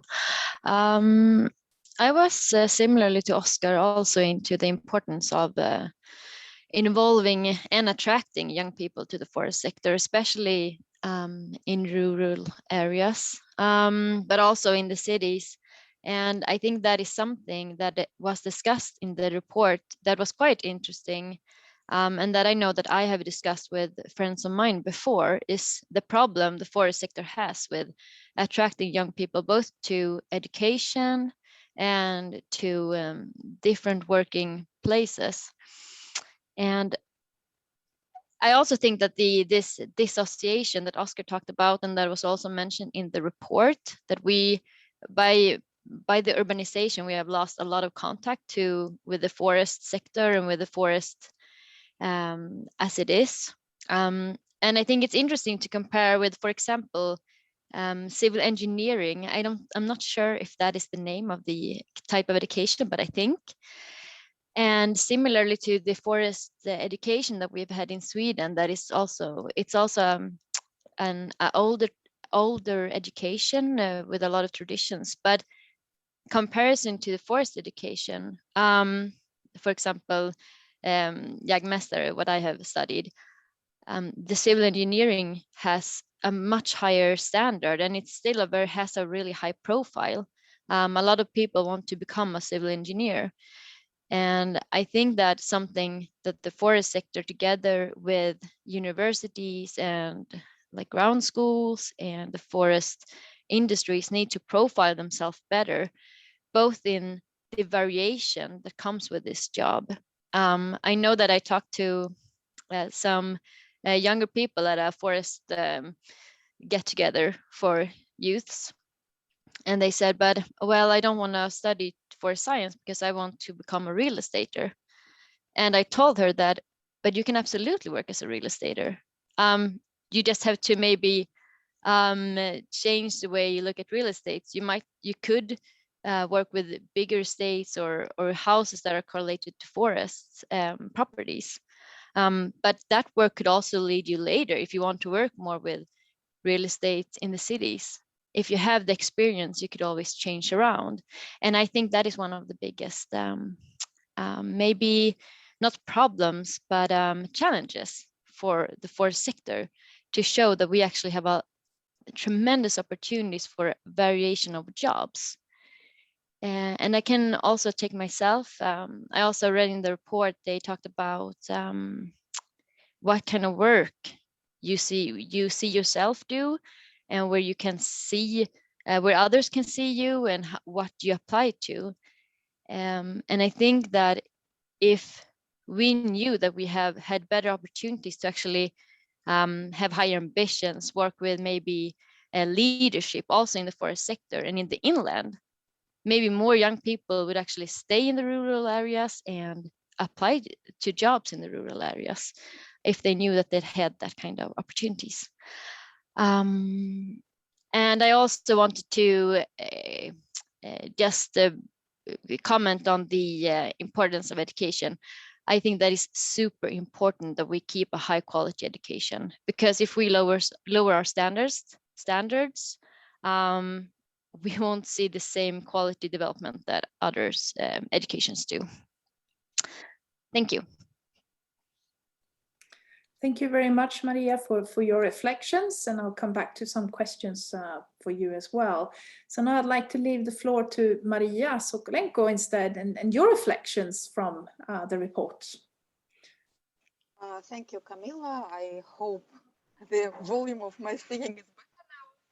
Thank you a lot for sharing the report, for preparing it. I remember being in Norway, I remember being together with the colleagues. We had nice discussions. And indeed, those issues which are reflected in the report remain on our desks, remain in our life. So what do young people want when they choose a career, when they choose a way forward? They want to have interesting occupation.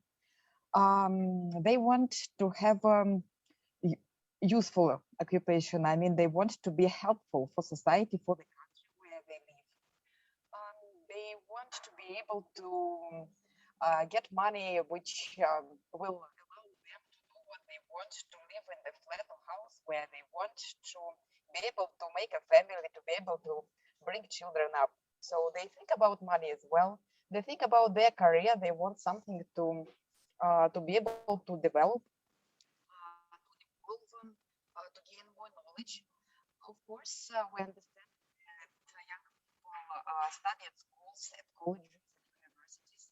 They have lots of theory knowledge, and of course, it is very important to all of us that our theory knowledge is brought into our real life, into our work, into our daily routines. Forestry is something which is very natural. For example, for Russia, it is not out of our real life. I mean that most of Russian people, no matter of their age or gender or occupation, they spend lots of time in the forests, either for pleasure or being rural citizens. I mean, rural. So it is not weird to be involved in forestry.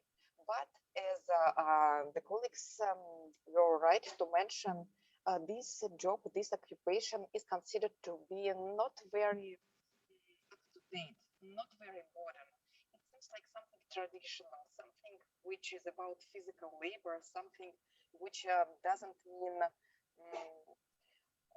well, great career or great technologies involved. And here is a lack of knowledge, I guess. As we heard earlier from the reports of more experienced colleagues, we have great technologies already implemented in real-time, real-life forestry. We have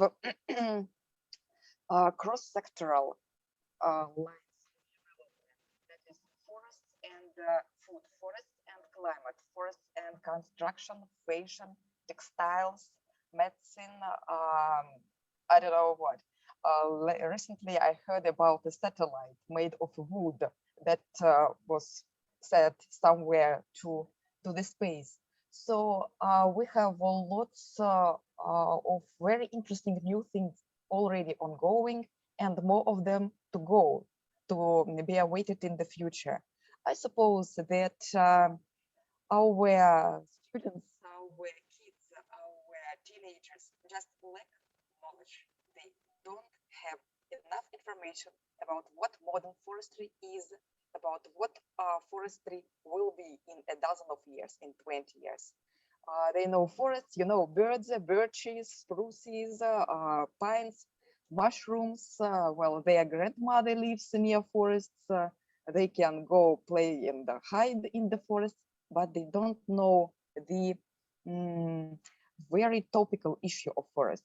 And communication, social media, networking, English, Russian, Scandinavian languages, Chinese, whatsoever languages, pictures, rumors, very simple, key, on the spot messages would be very, very important to bring the attention of youngsters to the forestry.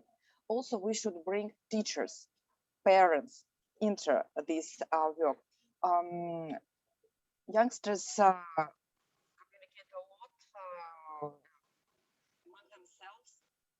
they read specific websites. They have their trendy so we should probably address them. And this is why we should somehow involve them into our communication as well. I am very grateful for having this opportunity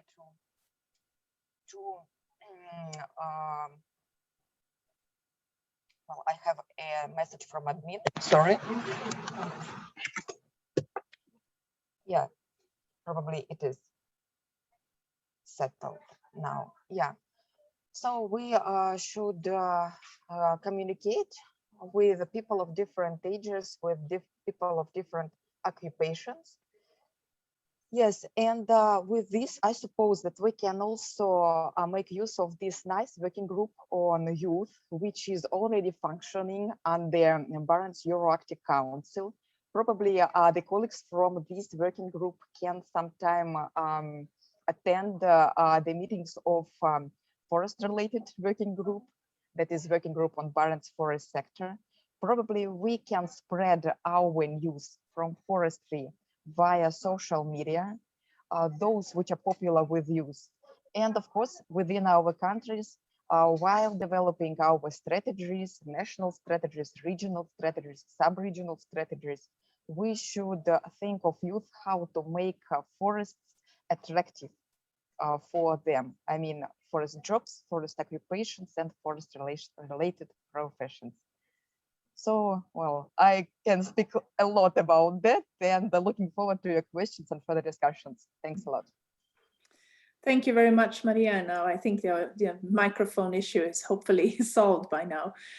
So I've heard you, all of the three panelists, you've talked about challenges, you talked about the education a lot, and I guess that you easily can connect equal opportunities and labor supply to these questions as well. They are all very much interlinked.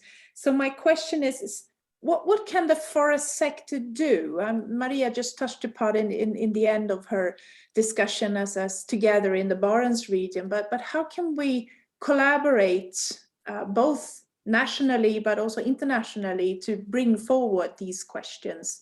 What are your thoughts, Oscar, on that? Well, I think the first step to that goal will be to include more young people in decision-making process in forest sector. One way to do it is to get youth representatives in the boards and other kind of working groups that are making decisions in the topics of the evolving of the forest sector and development of that area. As a youth representative of 4H Finland's board, I've been able to bring out the youth voices in our board decision making. And in addition to that, it has been also the way to bring some, like, how would you say it? Bring some thoughts and bring about some topics from the board back to the youth. So it works both ways. Youth representatives are not only the way to bring youth voices to the board decision making, it's also the way to build something from upside down. It's one way to bring some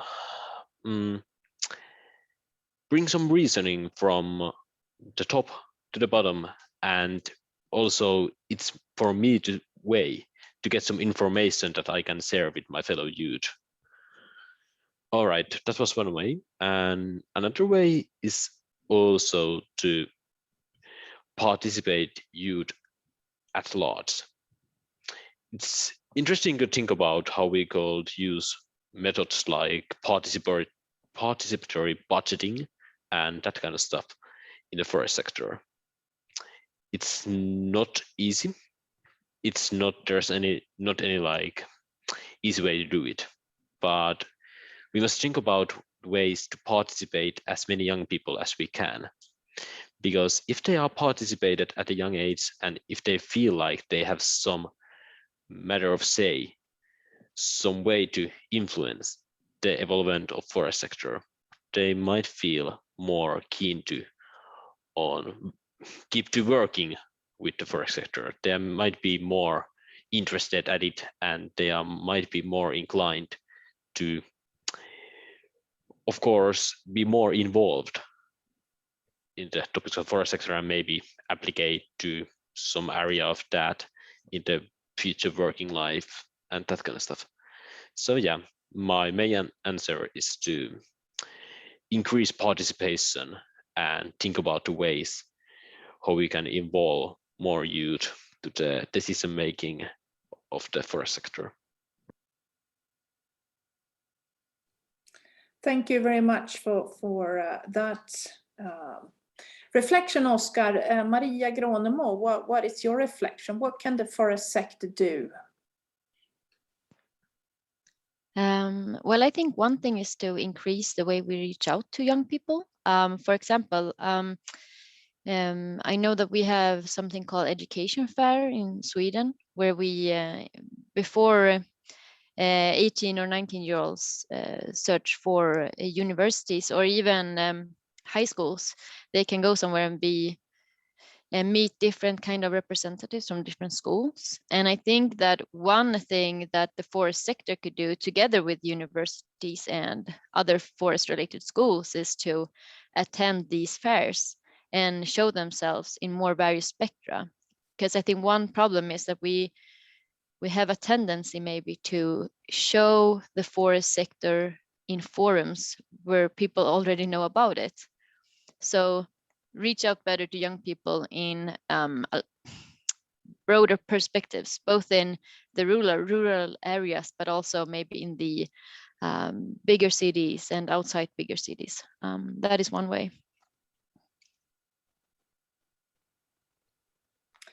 Thank you very much. And Maria Sokolenko, maybe you would like to continue your thought on what the forest sector could do.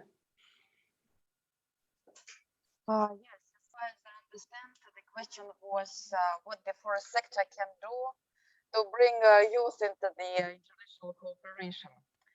Well, yes, as I have already mentioned, under Barents Regional Council, we have a working group on youth. I suppose this working group can consider addressing different issues, different themes, forestry included. This is one recipe. Another idea is about international events and youngsters, students, young researchers can be part of those youth-targeted events. Let it be not some high-level events, because for us it is important to bring attention of the youth, to make them cooperate, to make them communicate, to bring bridges.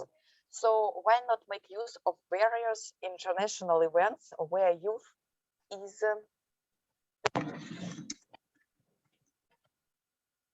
sorry, yeah, something is wrong with my headset, though it was good on the test. I hope it works better now. So briefly from the beginning. Sorry, guys. So one idea is making use of already existing platforms. This is the Barents Regional Council, and we have a working group on youth under this council. Colleagues can consider addressing various events, forest included. Second idea is about international youth targeted conferences. For example, Federal Forestry Agency of Russia and Ministry of Natural Resources of Russia annually we hold international junior forest contest. It is an international event targeted specifically for young girls and boys aged 14 through 22 years old. Colleagues from the Barents Working Group on Forests know very well about this contest. We have jury members for this contest, but imagine it, we have no one from Scandinavian countries. I mean, no one student, neither girl nor a boy, as a contestant for International Junior Forest Contest. What it means? It means a lack of communication. It means lack of interest, or maybe it is the issue of age criteria. Maybe the selling of 22 years old, which is, for example, for Commonwealth of International of Independent States like Russia, we have forest schools with kids studying forestry from the age of 8, 9, 10 years old. So for maybe 22 years old, it's too early for other countries to bring students into these events. I don't know. I would be grateful to know more about this because facts. We have colleagues from Asia, from China, from Korea, from Germany, from Austria, from Romania, but we have no one from Scandinavia, from those countries where forests are the sense of life, the heart of life. So for me, it is weird, and I would be thankful for your feedback on that. Thank you, Maria. Now I turn to my last question, which I think maybe be mostly directed to Maria Gronemo and Oscar, perhaps, and that is what can the young people do? Now we talked a lot about the forest sector, but what can youngsters do to help and to develop this interest, do you think? So maybe we'll start with Maria Gronemo this time.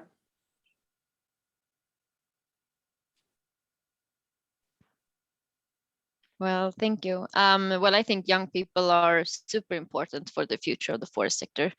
To a very high degree, we are also the way in for other young people to show why we work here, what do we want to do, what prospects do we have.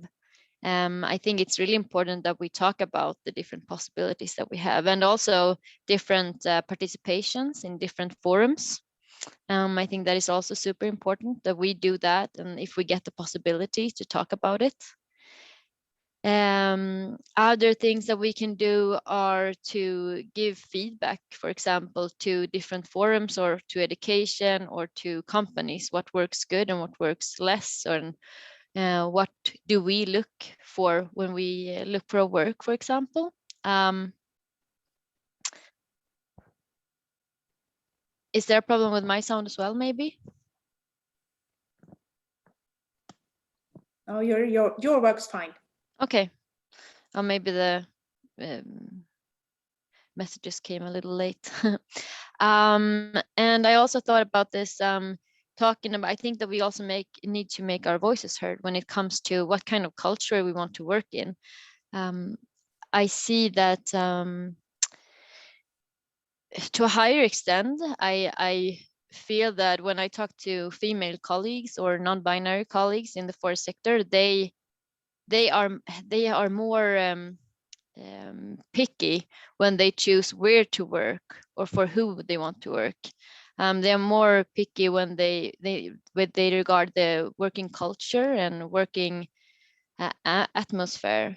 And I think that we have to talk up more, like all of us young people, what kind of working environment we want to be active in. I think that is very important to also create a more a better sector in the future if we make it clear that we want to work in a culture that is inclusive and forward.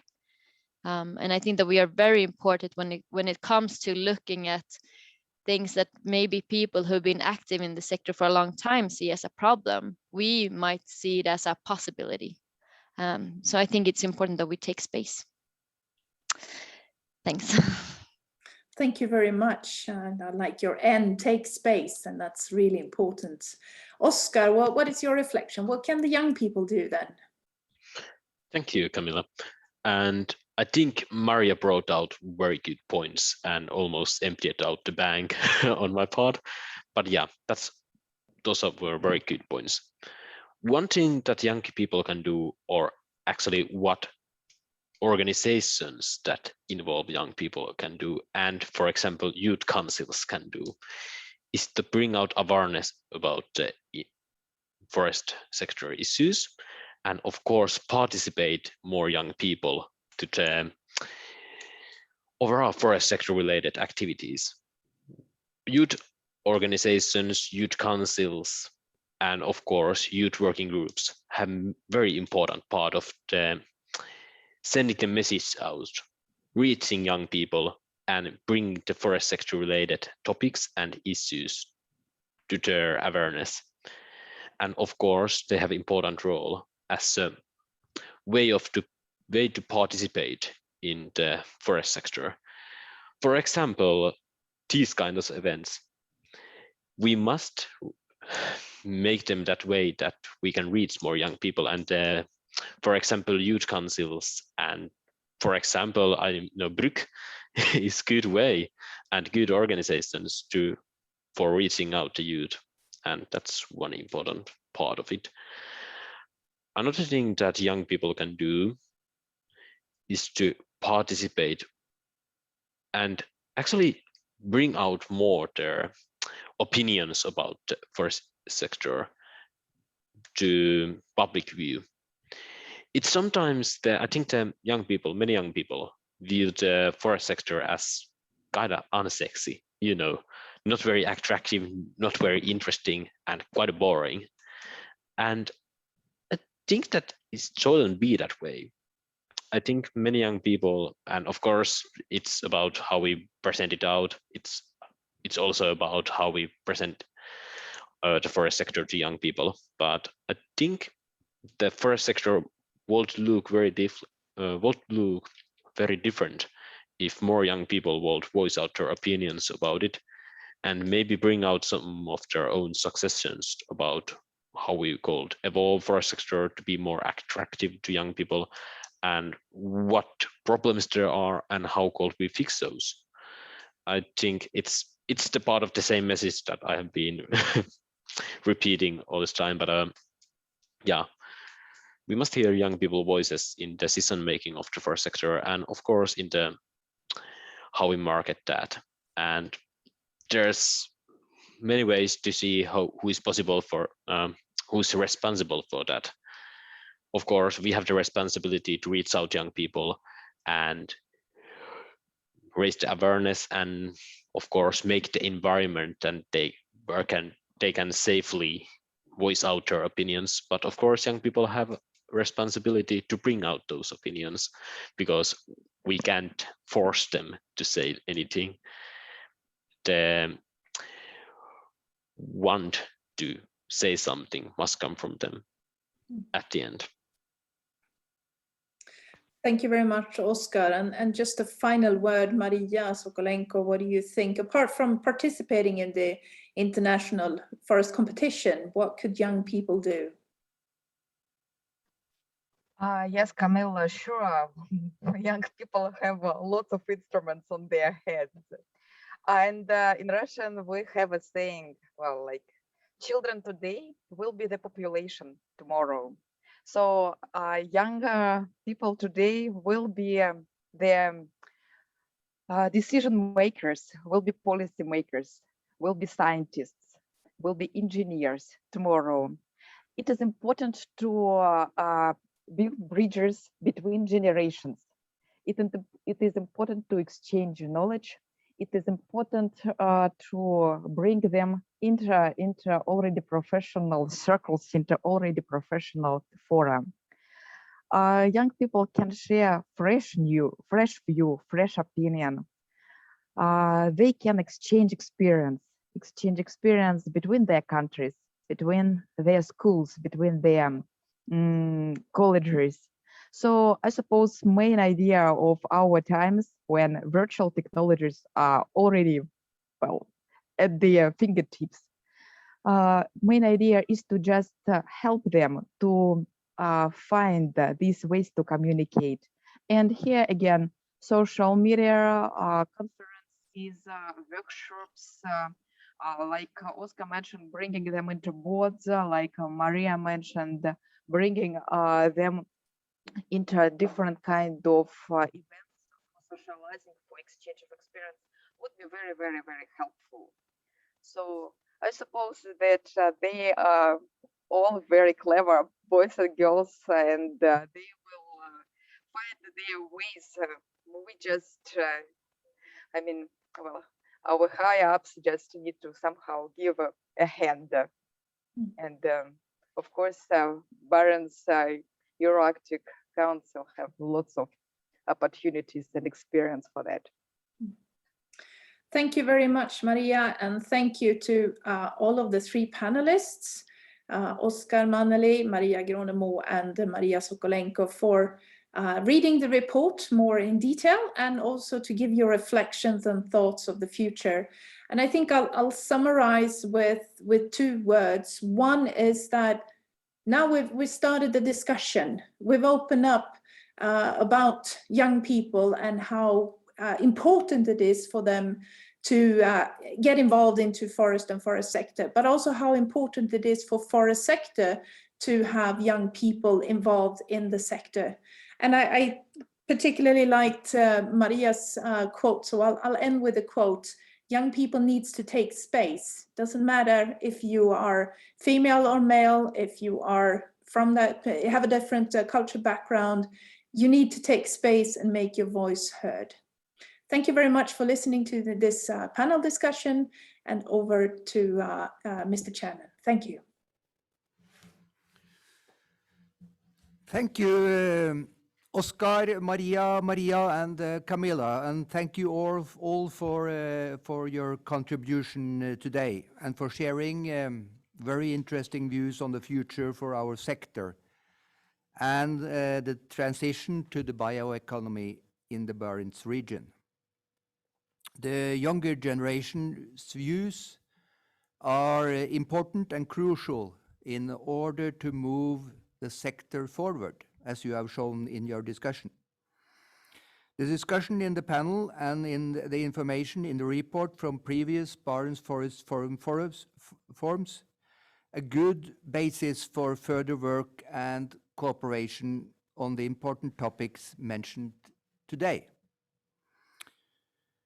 Forests have played an important role for the social, environmental, and the economic development of the Barents region as long as there have been settlements. During the session, we have learned about the importance of and the potential of the emerging bioeconomy in the region, in numbers and in good examples on how to utilize these important resources. Dear friends, forest remains an important contribution to the national GDP in the region and offers a multitude of services and products. To strengthen the role of forests in the development of the circular bioeconomy in the Barents region and elsewhere, I would like to highlight the following. First of all, continue to focus on innovation and maybe make a more structured approach to the topic. Innovation is crucial because we need to do more with less, using forest resources efficiently, intelligently, and sustainable. In a green transition, technical innovations are needed both in research and business development. However, technical innovations is not enough. Social innovation and innovative governance structures are also vital for a green transformation to take place. At the national level and international level, a systematic, informed, and envisioned view of the bioeconomy-based future is in fact needed. It should consider the ecological, economic, and social functions of our forests. Secondly, focus on people, employment, recruitment, and gender equality in the sector. These are necessary factors for a social, fair, and green transition. Actions could include both capacity building and upgrading the skills of existing forest workers and recruiting and training new workers. My third point, is addressing the topic of tomorrow's session of Barents Forest Forum.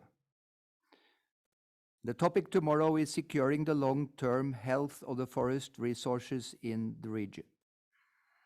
Neither innovation nor human skills will be sufficient to secure a green transition if we are failing to adopt the climate change and secure resilient forests resources for the future.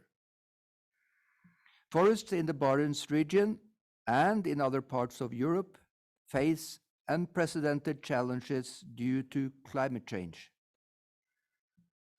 These challenges require urgent action from private sector, local, regional, and national governments. We will learn more about this tomorrow, and I invite you to participate in our second session during Barents Forest Forum that starts at 10 o'clock and then 10 o'clock Oslo time tomorrow. And remember, if we want a sustainable future, our forests are the key. I will close this session by thanking all the speakers today. Further, I would like to thank the working group on Barents Forest sector for the preparations and those in charge of the technical support. A special thanks to Nibio and Knut Øystad for all your support facilitating and arranging today's webinar. Again, I encourage you to log on tomorrow to the important topic of climate change, forest disturbances, and adaptation strategies. Thank you for your attention. We see you tomorrow. Bye-bye.